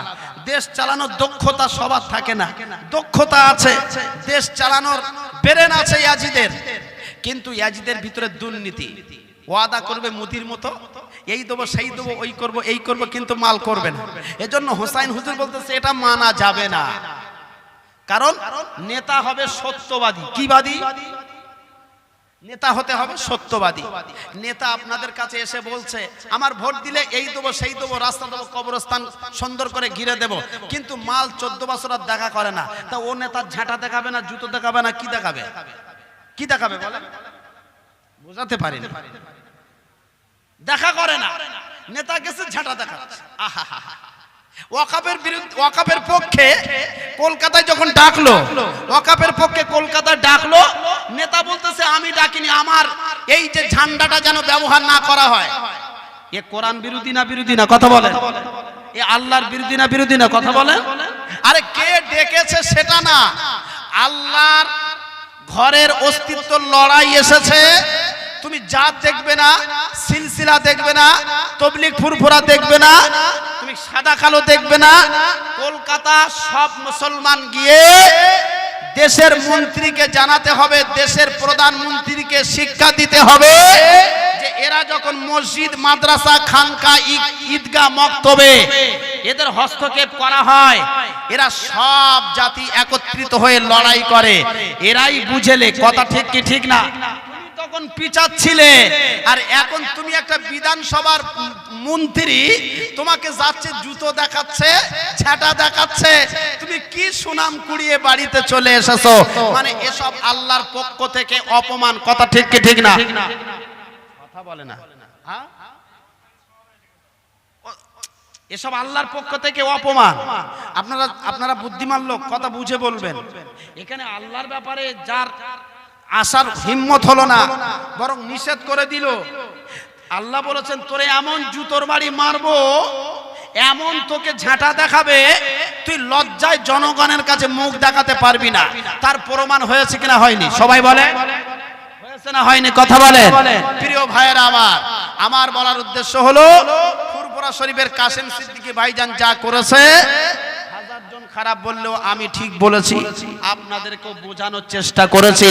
কারণ আমরা তাদেরকে ক্ষমতায় রেখেছি, আমাদের রাজ ক্ষমতা দাও, আমাদের ক্ষমতা দাও, আমাদের অধিকার আমাদের বুঝে নিতে দাও। আমরা আর ফুটবলের মতো থাকতে চাই না। তোমাকে সুন্দর করে দিয়ে দিলাম ভোট, তুমি মুখ্যমন্ত্রী হয়ে তুমি এখানে এটা উদ্বোধন করছো, সেখানে ওটা উদ্বোধন করছো, কেন মসজিদ উদ্বোধন হবে না? হওয়ার দরকার কি দরকার না? হওয়ার দরকার না দরকার না? আছে না নাই? এই যে ওয়াকফের বিরুদ্ধে তুমি কেন বলবে যে এখানে এই কানুন চলবে না, এখানে এই বিধান চলবে না, দিল্লি গিয়ে তোমাদেরকে আন্দোলন করতে হবে, কেন বলবে? ভোটটা তোমাকে বানালাম, সরকার তোমাকে করলাম, তোমাকে যখন ভোট দিয়েছি এই জমিনে পশ্চিম বাংলায় থেকে, এখানে আমরা মসজিদের বিরুদ্ধে আন্দোলন করব। এটা ইমানের অস্তিত্বের আল্লাহর ব্যাপারে লড়াই, এখানে আমরা কোনো কম্প্রোমাইজ করতে চাই চাই। এজন্য জাতি ভেদাভেদ ভুলে গিয়ে, আইএসএফ টিএমসি ভুলে গিয়ে আমরা সব এক আল্লাহর বান্দা। কোন আল্লাহর বান্দা? এক আল্লাহর বান্দা। তাকবীর দেবেন, নারায়ে তাকবীর, জোরে লাগাবেন নারায়ে তাকবীর। একটু জোরে দেন প্লিজ, নারায়ে তাকবীর, নারায়ে তাকবীর। এজন্য কাসেম সিদ্দিকী ভাইজানের পক্ষে আলহামদুলিল্লাহ, আল্লাহ তাকে আরো ক্ষমতা বাড়িয়ে দিক। হোসাইন হুজুর মানেনি, চলে গেল কুফার জমিনের দিকে রওনা। অনেক ঘটনা সংক্ষেপে বলি। মুসলিম বিন আকিল গেলেন, যাওয়ার পরে প্রায় 20-30 হাজার বায়াত নিয়েছে। বায়াত নেবার তারা গ্রামের সরল মানুষ, গ্রামের মাতব্বার আলাদা, আর আপনারা সরল মানুষ, আপনাদের চিন্তা আলাদা। মাতব্বারের চিন্তা কার মালটা ঝেড়ে খাবো, কার বাঁশ দেবো, কার আসালা দেবো, কার ফাটা দেবো, খালি এই ঘরে এই মাতা। সব নেতা না, দুর্নীতিবাজ নেতা। নেতার আগে ছিল মোটরসাইকেল ইয়ামা, ফটফটি ইয়ামা, এখন নেতা 4 চাকা চেপে স্করপিও। ভুল বলছি না ঠিক? আগে একতলা বাড়ি ছিল, রং করার পয়সা ছিল না, এখন 3 তলা। কলম দিলে সই করতে গিয়ে কলম ভেঙে দেয়। এরা মাল আছে না না? কি ভাষা বলে নিজে ঠিক পায় না, আবার বড় নেতা। বড় নেতা মানে আল্লাহর রাসূল বলেছেন, তোমাদের সমাজে যখন দেখা দেবে, আমি বারবার বলেছি, এটা কিন্তু রঙের দিকে নিয়ে যাবেন না, সত্য কথাটা বলছি, শুনেলেন। সত্য কথা বললে আমার চাকার হাওয়া খোলা শুরু হয়ে যাবে, যাক না, সমস্যা নাই, ভয় পাই না। প্রিয় ভাইয়েরা আমার, এজন্য আল্লাহ বলেছেন, আমি যার পক্ষে থাকবো পৃথিবীর কোনো মায়ের সাধ্য নাই তাকে অপমান করার। কথা ঠিক কি ঠিক না? কথা বলেন ভাই। একবার তাকবীর দেবেন জোরসে, নারায়ে তাকবীর, জোরসে লাগান নারায়ে তাকবীর, নারায়ে তাকবীর। বদরের ময়দানে কথাটা বলে বলবো, 311 জন সাহাবী। কত সাহাবী? 311 জন। কিন্তু আজীবন কাল শুনে এসে 313 জন, আমি বলছি 311 জন। 311 জন, দুজন বাড়বে ইনশাআল্লাহ, বাড়বে। 311 জন সাহাবী যুদ্ধের ময়দানে যাওয়ার প্রস্তুতি পুরো রেডি। বেঈমানদের হাজারের অধিক। আল্লাহ রাসূলের সাহাবী, প্রধানত সাহাবী হযরত আবু বকর সিদ্দিক রাদিয়াল্লাহু তাআলা আনহু, তিনি বলছেন, ইয়া রাসূলুল্লাহ, কিভাবে বেঈমানদের সঙ্গে মোকাবেলা করব? আমাদের তো অস্ত্র শস্ত্র কম, আমাদের অস্ত্র শস্ত্র কম, আমাদের সরঞ্জাম কম। কে বলছেন? হযরত আবু বকর নবীকে বলছেন। ঠিকই কথা, আমাদের তেমন কিছু নেই হুজুর, কি করি? নবী বললেন, আবু বকর চিন্তা করো না, আমাদের সঙ্গে আল্লাহ আছে। আল্লাহ কোরআনে বলেছেন, ওয়া আলা রাব্বিহিম ইয়াতাওয়াক্কালুন, আমার বান্দা যারা হবে আমি আল্লাহ বান্দার জন্য যথেষ্ট থাকবো। জোরে বলুন সুবহানাল্লাহ। আমাদের জন্য আল্লাহ আছে।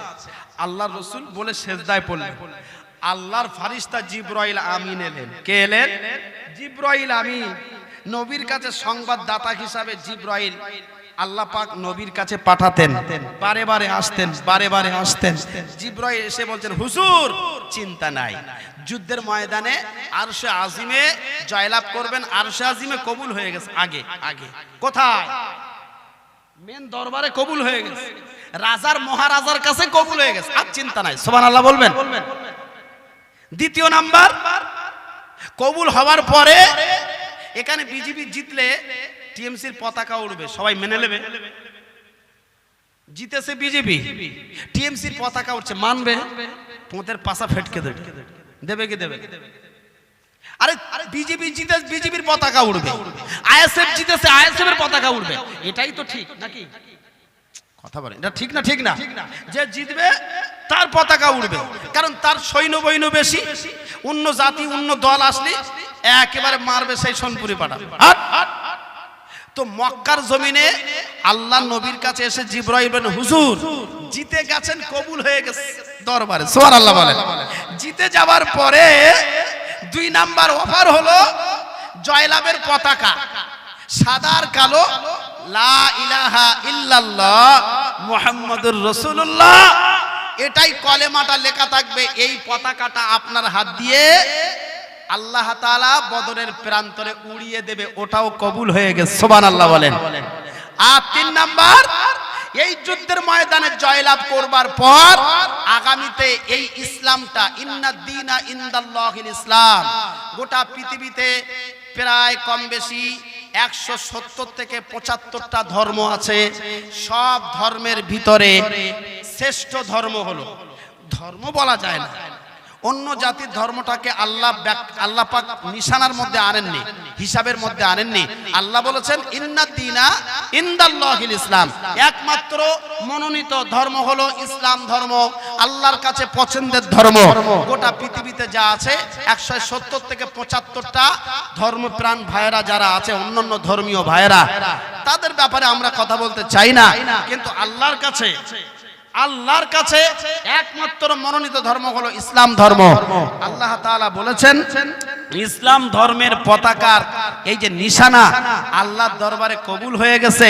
আর বদরের ময়দানে যুদ্ধের জয়লাভের পতাকা ওড়ানোর পরে আগামীতে গোটা পৃথিবীতে আল্লাহ ইসলামটাকে ছড়িয়ে দেবে, এটাও কবুল হয়ে গেছে, সুবহানাল্লাহ বলা যাবে, তাকবীর দেওয়া যাবে, নারায়ে তাকবীর, নারায়ে তাকবীর, নারায়ে তাকবীর। কজন সাহাবী? 300, মনে রেখে দেবেন, আজীবন কাল মনে রাখবেন। ইসলামের প্রথম যুদ্ধ, এগুলো কুইজে আসে, কুইজ।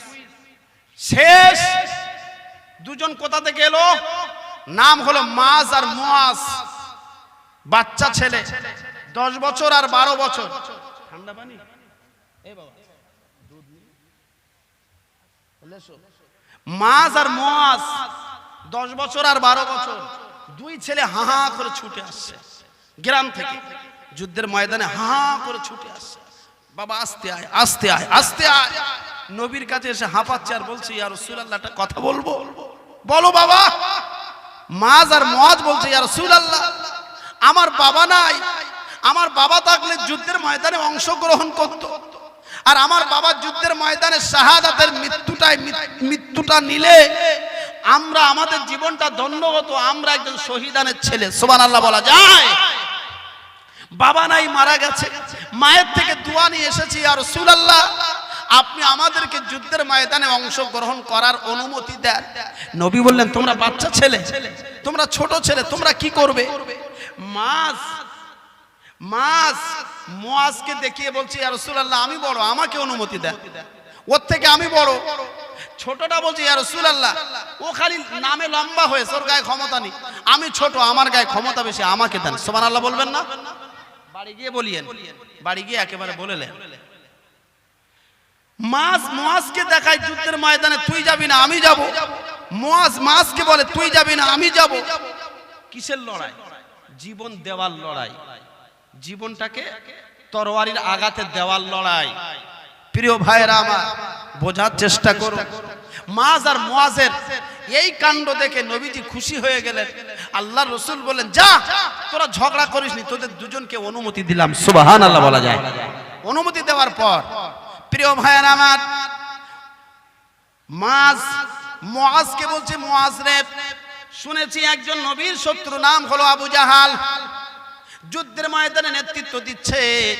আবু জাহালটাকে মাজ একবার আমাকে চিনিয়ে দে রে ভাই, আমি এমন করে ওই ব্যক্তিটাকে আমি চেষ্টা করব আমার তরবারির আগায় ওকে দুনিয়া থেকে বিদায় করে দেওয়ার। মুআজকে বলছে বড়, ছোটকে বলছে বড় ভাই, ছোট ভাইকে বলছে ছোট ভাই, আমরা তো ছোট মানুষ, আমরা যখন ওই মানুষটাকে টার্গেট করে নেব, এক সাহাবীকে বলছেন সাহাবী ওই যে নেতৃত্ব দিচ্ছে বেঈমানদের ভিতরে আবু জাহাল মানুষটাকে আমাদেরকে চিনিয়ে দেন। এক সাহাবী বললেন, মুআজ, ওই মানুষটা হলো ওই ঘোড়ার পিঠে এমন করে সওয়ার হচ্ছে, ওই যে মানুষ আবু জাহাল, ওটা হলো নবীজির বড় শত্রু। প্রিয় ভাইরা আমার, মুসলমান কলিজার টুকরা বাবাজিরা, ছোট বড়কে দেখালেন, দেখানোর পরে দুই ভাই যুক্তি করে নিল, ওরে ছোট ভাই, আমরা তো ছোট মানুষ, নবীজির আর বেঈমানদের সঙ্গে যুদ্ধ লড়াই শুরু হয়ে গেছে, আবু জাহাল এমন করে নেতৃত্ব দিচ্ছে, ঘুরে ঘুরে বেড়াচ্ছে, ওরে ছোট ভাই, আমরা ছোট মানুষ, আমরা ওর মাঝখানে ঢুকে যাব। ঢুকে যাওয়ার পরে এমন করে আমি আবু জাহালের ঘোড়ার পাশে যখন দাঁড়িয়ে যাব, আমি তাড়াতাড়ি বসে পড়ব, তুমি আমার ঘাড়ে উঠে পড়বে, ঘাড়ে উঠে ওঠার পরে আমি উঠে দাঁড়াবো, তুমি তো লম্বা হয়ে যাবে, বড় মানুষের মতো আমরা এমন করে হয়ে যাব। মুসলমান ভাইয়েরা আমার, ছোট ভাই বড় ভাইকে বলছেন, বড় ভাই ছোট ভাইকে বলছেন, ছোট ভাই রে, ওই মুহূর্তে তোমার দায়িত্ব হলো ইসলামের বড় শত্রু, বেঈমানদের সব থেকে যিনি প্রতিনিধিত্ব করছেন নবীজির শত্রু আবু জাহাল, তুমি আবু জাহালকে পিছন দিক দিয়ে তরবারি দিয়ে ওকে দুনিয়া থেকে জাহান্নামে পাঠিয়ে দিতে হবে। দুই ভাই আল্লাহর উপরে তাওয়াক্কুল করে এমন করে রওনা হলেন। মুসলমান ভাইয়েরা আমার, আবু জাহাল ঘুরে ঘুরে বেড়ায়, নেতৃত্ব দিচ্ছে সেনাপতি বেঈমানদের। আবু জাহালের ঘোড়ার পাশে যাওয়ার পরে বড় ভাই তাড়াতাড়ি করে হ্যাট হলেন, ছোট ভাই ঘাড়ে চেপে বসলেন। চেপে বসার পরে আবু জাহালের পিছন দিক দিয়ে আস্তে আস্তে করে গিয়ে বিসমিল্লাহি আল্লাহু আকবার বলে তরবারি আবু জাহালের গলায় চালিয়ে দিলেন, আবু জাহালের গর্দানে বসিয়ে দিলেন। দেওয়ার সঙ্গে সঙ্গে আবু জাহালের মাথাটা জুদা হয়ে গেল, পড়ে গেল। যাওয়ার পরে প্রিয় মুসলমান ভাইয়েরা আমার, আল্লাহর রাসূল সাল্লাল্লাহু আলাইহি সাল্লামের দুজন বাল্য সাহাবী মুআজ আর মুআজের কাণ্ডটা এমন করে ঘটার পরে বেঈমানদের থেকে আওয়াজ এলো, ও যুদ্ধের ময়দানে আজ যারা যুদ্ধের ময়দানে মুহাম্মাদের সঙ্গে এসেছ, যুদ্ধের ময়দানে মুহাম্মাদের সঙ্গে যুদ্ধ শুরু হয়ে গেছে, এই যুদ্ধটা এখানে সমাপ্ত ঘটিয়ে দেওয়া হলো, কারণ আমাদের নেতৃত্ব পড়ে গেছে, আর যুদ্ধ করা যাবে না। যুদ্ধ বন্ধ হয়ে গেল। যাবার পরে আল্লাহ রসুলের পক্ষ থেকে বদরের ময়দানে যুদ্ধের ময়দানে জয়লাভের ঘোষণা নবীজি শুনিয়ে দিলেন। একবার জোরে বলা যাবে সুবহানাল্লাহ। প্রিয় ভাইয়েরা আমার, দুনিয়া থেকে বেঈমানের উৎপাত বন্ধ হলো, আবু জাহালের উৎপাত বন্ধ হলো। নবী জিজ্ঞেস করলেন, কে আবু জাহালের মুন্ডুটা নিয়েছে? আল্লাহ রসুলের কাছে মুআজ আর মুআজ কান্না করে বলেন, ইয়া রাসূলুল্লাহ, আমরা দুই ভাই কিছুই করতে পারিনি, কিন্তু আমরা দুই ভাই যুক্তি করে আমি বড় ভাই ছোট ভাইকে কাঁধে করে নিয়ে আমি বলেছি, বড় ছোট ভাই, আমার নবীর শত্রু আবু জাহালকে দুনিয়ায় বাঁচিয়ে রাখতে চাই না। পিছন দিক দিয়ে তরবারি চালিয়ে দিয়েছে। আল্লাহর কুদরতে এই তরবারি চালানোর কারণে আবু জাহালের মুন্ডুটা দুনিয়ার জমিনে পড়ে গেছে। আল্লাহ নবী বললেন, ওরে মুআজ আর মুআজ, আমি নবী খুশি হয়ে গেছি, তোদের নামটা সোনালী অক্ষরে আল্লাহ রব্বুল আলামিন কবুল করে নিয়েছে। কিয়ামতের ময়দানে মুসিবতের দিনে আমি নবী কথা দিলাম, তোদের দুজনকে না নিয়ে আমি নবী জান্নাতে যাব না। জোরে বলুন সুবহানাল্লাহ। নারায়ে তাকবীর, নারায়ে তাকবীর। আমার প্রিয় ভাইয়েরা আমার, ইসলামের ব্যাপারে দুনিয়ায় আল্লাহ রাব্বুল আলামিন এইভাবে নবীজির এই কলেমাটা পৌঁছানোর কারণে নবীজির দান শহীদ করতে হলো। নবীর মাথায় লোহার টুপি ঢুকিয়ে দিল, নবীকে তায়েফের জমিনে রক্তাক্ত করে ফেলে দিল, নবীকে মক্কা থেকে পালাতে হলো গভীর রাতের জন্মভূমি ছেড়ে। তার উদ্দেশ্য হলো গোটা পৃথিবীতে ইসলাম পৌঁছে যাক, কলেমা পৌঁছে যাক, দিন পৌঁছে যাক, সত্য ধর্মটাকে বুঝে যাক। এটাই হলো নবীর টার্গেট। কথা ঠিক কি ঠিক না? কথা বলেন ভাই। আমার প্রিয় মুসলমান ভাইরা আমার, এই সত্য কথাগুলো শুনে আমল করতে হবে। কান দিয়ে ঢোকাবেন, কান দিয়ে ঢোকাবেন, বাড়ি গিয়ে ভাববেন। আর এখন দেখবেন বাংলা কোরআন শরীফ পাওয়া যাচ্ছে, বাংলা উচ্চারণ সহ সুন্দর পাওয়া যাচ্ছে, বাংলা কোরআন শরীফ কিনে রাখবেন। তাহলে আমার প্রিয় মুসলমান বাবাজি, আমরা বুঝলাম এই যে রাজতন্ত্র কেন দরকার। হুসাইন হুজুর তিনি গেলেন ৯ মুহররম, রাত হয়ে গেল, কাছাকাছি গেলেন, তাবু গাড়লেন। সকালবেলা ১০ই মুহররম যুদ্ধের ময়দানে বেঈমানদের সঙ্গে ৬০০০ বেঈমানদের সঙ্গে মোকাবেলা হচ্ছে, মোকাবেলার ভিতরে দিয়ে জোহর না আস্তে আস্তে 40 জন শাহাদাত করলো। বাকি রইল কজন বলেন? হযরতে হুসাইন হুজুর সব 40 জন পুরুষ, 32 জন নারী পুরুষ, নারী আর বাচ্চা, আর 40 জন পুরুষ। এই যে 72 জনের টিমের ভিতরে জোহরের নামাজ আসতে না আসতে 40 জন পুরুষ দুনিয়া থেকে শাহাদাত নিল। বাকি রইল একজন হযরত ইমাম হুসাইন হুজুর। বিবি ডেকে বলছে, দরুদ শরীফ পড়ি, আল্লাহুম্মা সাল্লি আলা।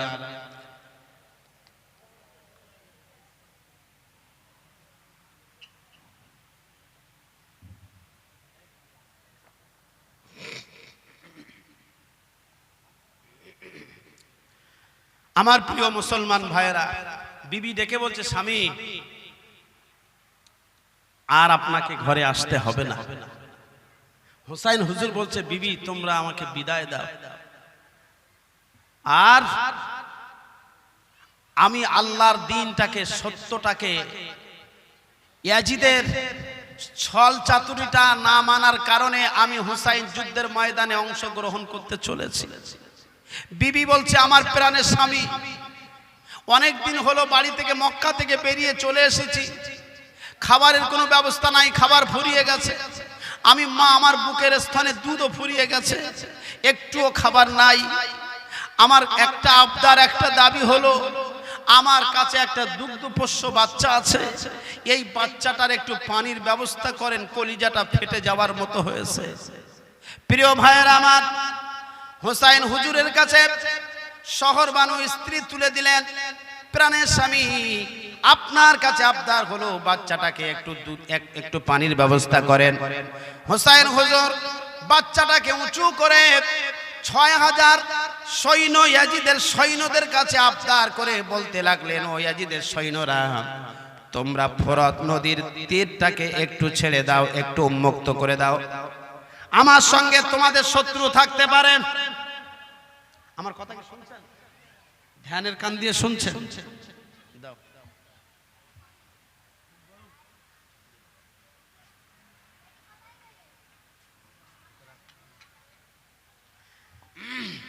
বড়র সঙ্গে বড় শত্রু থাকতে পারে, বাচ্চাদের সঙ্গে বড়দের শত্রু থাকতে পারে।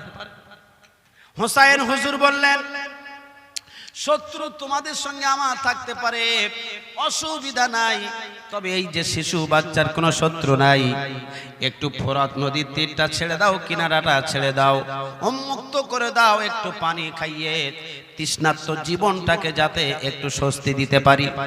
প্রিয় ভাইয়েরা আমার, এই কথা বলবার পরে হুসাইন হুজুর শিশু বাচ্চাটাকে নিয়ে আস্তে আস্তে যাবে। এমন মুহূর্তে, অন্তিম মুহূর্তে দূর থেকে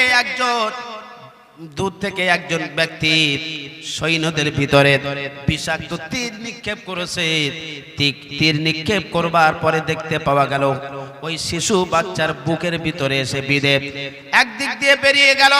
প্রিয় মুসলমান ভাইয়েরা আমার, এই যে শিশু মাসুম নিষ্পাপ বাচ্চার বুকে যখন তীরটা লেগে গেল, তীরটা অন্য দিক দিয়ে বেরিয়ে গেল, বুক দিয়ে ফিনকি দিয়ে রক্ত আসা শুরু হলো।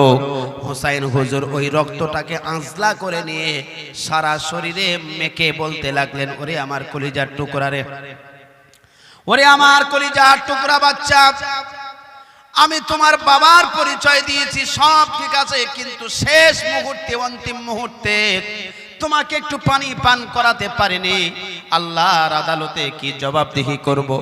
ওরে আমার কলিজার টুকরা বাচ্চারে, আল্লাহ দরবারে বলবো, আমার কলিজার টুকরা বেগুনা মাসুম বাচ্চাটা এও যুদ্ধের ময়দানে সত্যের পক্ষে শাহাদাত বরণ করেছে, এই কথাটা আল্লাহর আদালতে তোর জন্য বলতে থাকবো। প্রিয় ভাইয়েরা আমার, বাচ্চাটাকে নিয়ে বিবির কাছে আসলেন। বিবিকে বলেন, বিবিরে, ওরে আমার প্রাণের বিবি, আর তোমার বাচ্চা তোমার কাছে আর জ্বালাতন করবে না, তোমার কাছে পানির জন্য আর তোমাকে বিরক্ত করবে না।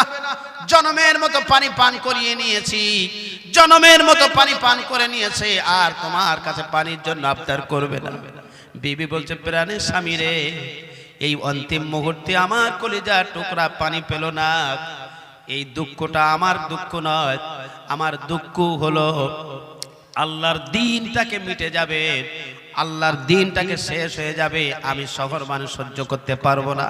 আমার বাচ্চাটাকে আল্লাহর জন্য দিয়ে দিলাম, আল্লাহর কাছে গিয়ে বলতে পারবো আমার বাচ্চাটা ও যুদ্ধের ময়দানে কারবালার প্রান্তরে সত্যের পক্ষে জীবন দিয়ে উৎসর্গ করেছে। জোরে বলা যাবে সুবহানাল্লাহ।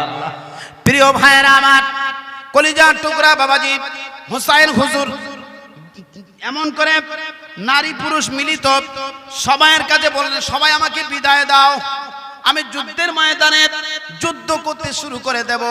যুদ্ধের ময়দানে নেমে গেলেন, নামার পরে হুজুরের হাতে এমন করে কিছু মানুষ এমন করে দুনিয়া থেকে জাহান্নামায় পাঠিয়ে দিলেন। দেওয়ার পরে পিছন দিক দিয়ে একজন সৈন্য হুজুরের গর্দানে ছুরি মারলো, হুজুরের গর্দানে এমন করে মেরে দিল, হুজুরের গর্দানটা আল্লাহ জমিনে পড়ে গেছে। হুসাইন হুজুরের দেহটা ছটফট করা শুরু করে দিয়েছে। সবাই বলতে লাগলো হুসাইন দুনিয়া থেকে বিদায় নিয়েছে, হুসাইন শেষ হয়ে গেছে, এখানে যুদ্ধের ময়দানে সমাপ্ত করে চলো আমরা হুসাইনের মাথাটা নিয়ে এমন করে ইয়াজিদের দরবারে চলে যাই।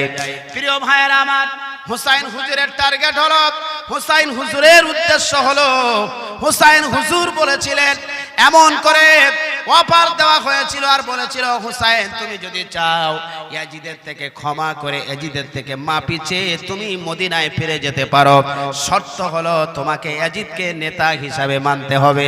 কাকে নেতা হিসাবে?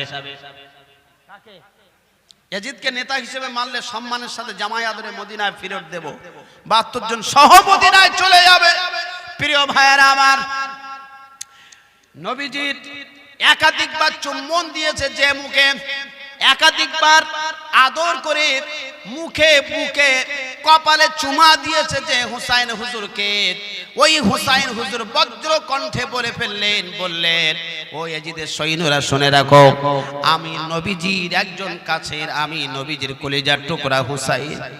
আমার মুখে বুকে নবী চুমা দিয়ে বলেছে, ওরে হুসাইন রে, এমন একটা সময় আসবে হুসাইন, তোর সামনে যখন মিথ্যাকে এমন করে তোকে সাপোর্ট করতে বলা হবে, তুই দুনিয়া থেকে চলে যাবি কিন্তু মিথ্যার সঙ্গে আপোষ করবি না। এটা আমার নানা জানের থেকে শেখা। আমি হুসাইন দুনিয়া থেকে শাহাদাতের মৃত্যুটা চাই, কিন্তু আমি ন্যায়ের পক্ষে অন্যায়ের হয়ে আমি কোনোদিন সাপোর্ট করতে পারি না। জোরে বলা যাবে সুবহানাল্লাহ। প্রিয় ভাইয়েরা আমার, হুসাইন হুজুরের মস্তক মুবারকটা ইয়াজিদের দরবারে নিয়ে যাওয়া হলো।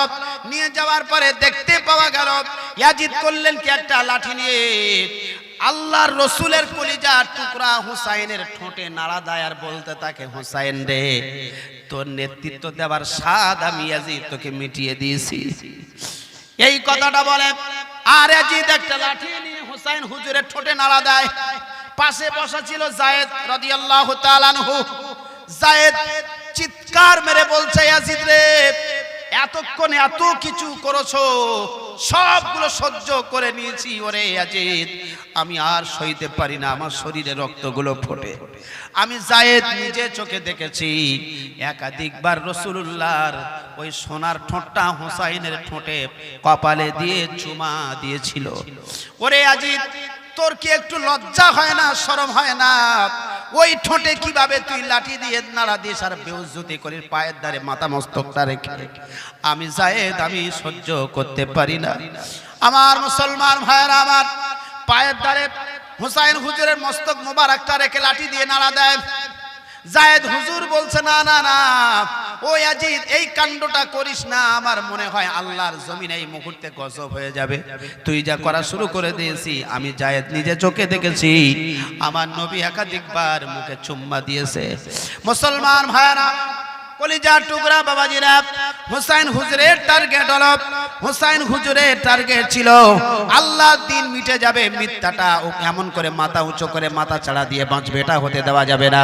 প্রিয় ভাইরা মুসলমান, কলিজার টুকরা বাবাজি, 11ই মুহররম রাতের বেলা, 11ই মুহররম রাতের বেলা আম্মা জান সালমা রাদিয়াল্লাহু তাআলা আনহা উম্মাহাতুল মুমিনিন, নবীর একজন স্ত্রী, নবীর কি হযরত সালমা একজন নবীর স্ত্রী, উম্মে সালমা সকালবেলা ফজরের পরে কান্না করা শুরু করে দিয়েছে। আম্মা জান আয়েশা সিদ্দিকা হলেন রাসূলুল্লাহ সবথেকে ছোট স্ত্রী। কি নাম? জোরে বলেন না, কি নাম? আম্মা জান আয়েশা, আমাদের সকলের মা। আমাদের কি? নবীর স্ত্রী হলো আমাদের মা। আমাদের কি বলেন? আরে বলেন না, সওয়াব হবে। কি আমাদের মা? নবীর স্ত্রী আম্মা জান আয়েশা সিদ্দিকা রাদিয়াল্লাহু তাআলা আনহা সালমার কাছে এসে বলছেন, বোন আপনি সকালবেলা কাঁদেন কেন? প্রিয় ভাইরা আমার, আল্লাহ নবীর বিবি সালমা বলতে লাগলেন, আয়েশা গত রাত্রে আমি স্বপ্নের মাধ্যমে দেখেছি আমার নবীজি এসে আমার কাছে স্বপ্নের মাধ্যমে বলছে, সালমা রে তোমার কাছে যে মাটিটা দিয়েছিলাম একটা শিশিরের মধ্যে রাখতে, দেখবে তুমি সকালে লাল হয়ে গেছে। 11ই মুহররম। এটা কোন মুহররম? 10ই মুহররম হলো 11ই মুহররম। প্রিয় ভাইরা আমার, স্বপ্নের মাধ্যমে নবীর কাছে এসে সালমার কাছে এসে নবীজি স্বপ্নের মাধ্যমে বলতে লাগেন, সালমা রাদিয়াল্লাহু তাআলা আনহু দেখছেন আল্লাহর রাসূলের শরীরে বদনে দাড়ি মোবারকে ধুলোবালি লাগা, আর নবীজির চোখ দিয়ে পানি টপ টপ করে গড়িয়ে আল্লাহ জমিনে পড়ছে। সালমা রাদিয়াল্লাহু তাআলা আনহু বলেন, ইয়া রাসূলুল্লাহ, ইয়া হাবিবাল্লাহ, হুজুর আপনার মুখে দাড়ি মোবারকে ধুলো কিসে কোথা থেকে এলো জানতে চাই। ও প্রিয় মুসলমান ভাইরা আমার, আল্লাহর নবী বললেন, সালমা রে আমার হুসাইন আর দুনিয়ার জমিনে বেঁচে না। ও সালমা, আমি নবী কবরের মধ্যে সোজা থাকতে পারি না, আমার হুসাইনের শির দাঁড়া দ্বিখণ্ডিত করে দিয়েছে, আমার হুসাইনের মাথা জমিনে লুটিয়ে দিয়েছে, আমার হুসাইনকে কল্লা উড়িয়ে দিয়েছে, আমি নবী কবরের ভিতরে আর সইতে পারি না। সালমারে সকালবেলা দেখবে যে মাটিটা রেখেছিলে মাটিটা লাল হয়ে গেছে। আল্লাহ নবীর সঙ্গে স্বপ্নের মাধ্যমে যখন এমন কথা হলো, সালমা রাদিয়াল্লাহু তাআলা আনহু সকালবেলা এত কান্না উঠে দেখে ওই মাটিটা লাল হয়ে গেছে। হযরতে আয়েশা সিদ্দিকা বললেন, ও বোন কি হলো?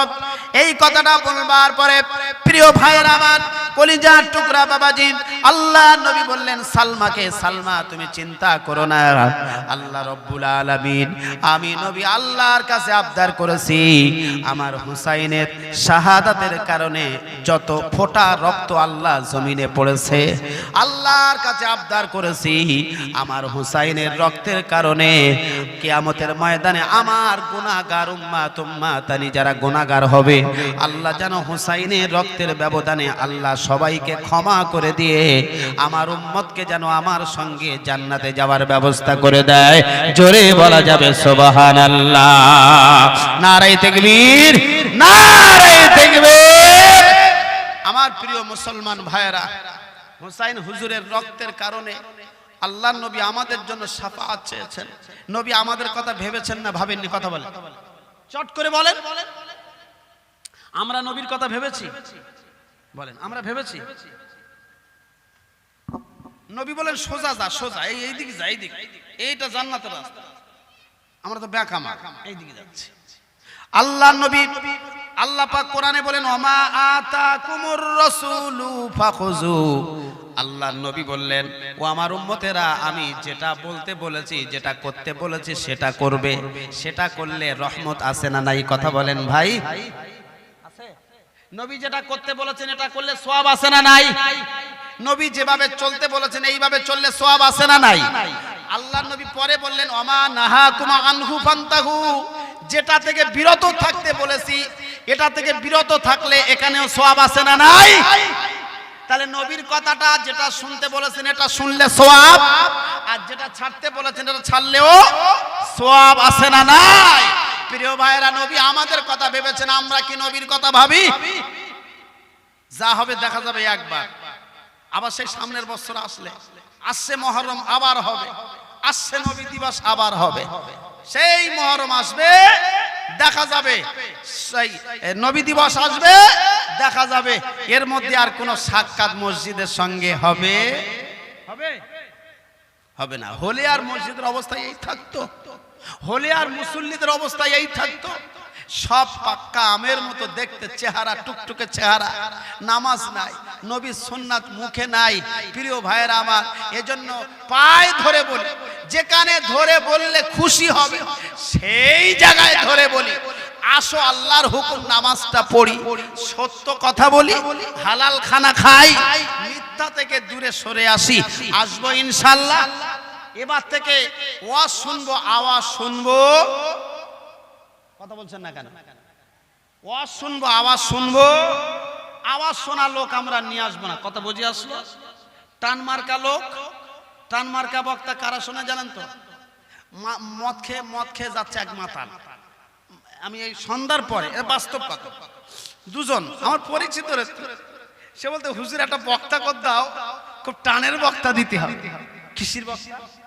টানের বক্তা, মানে টান দেবে, কানে হাত দে, হাউ মাউ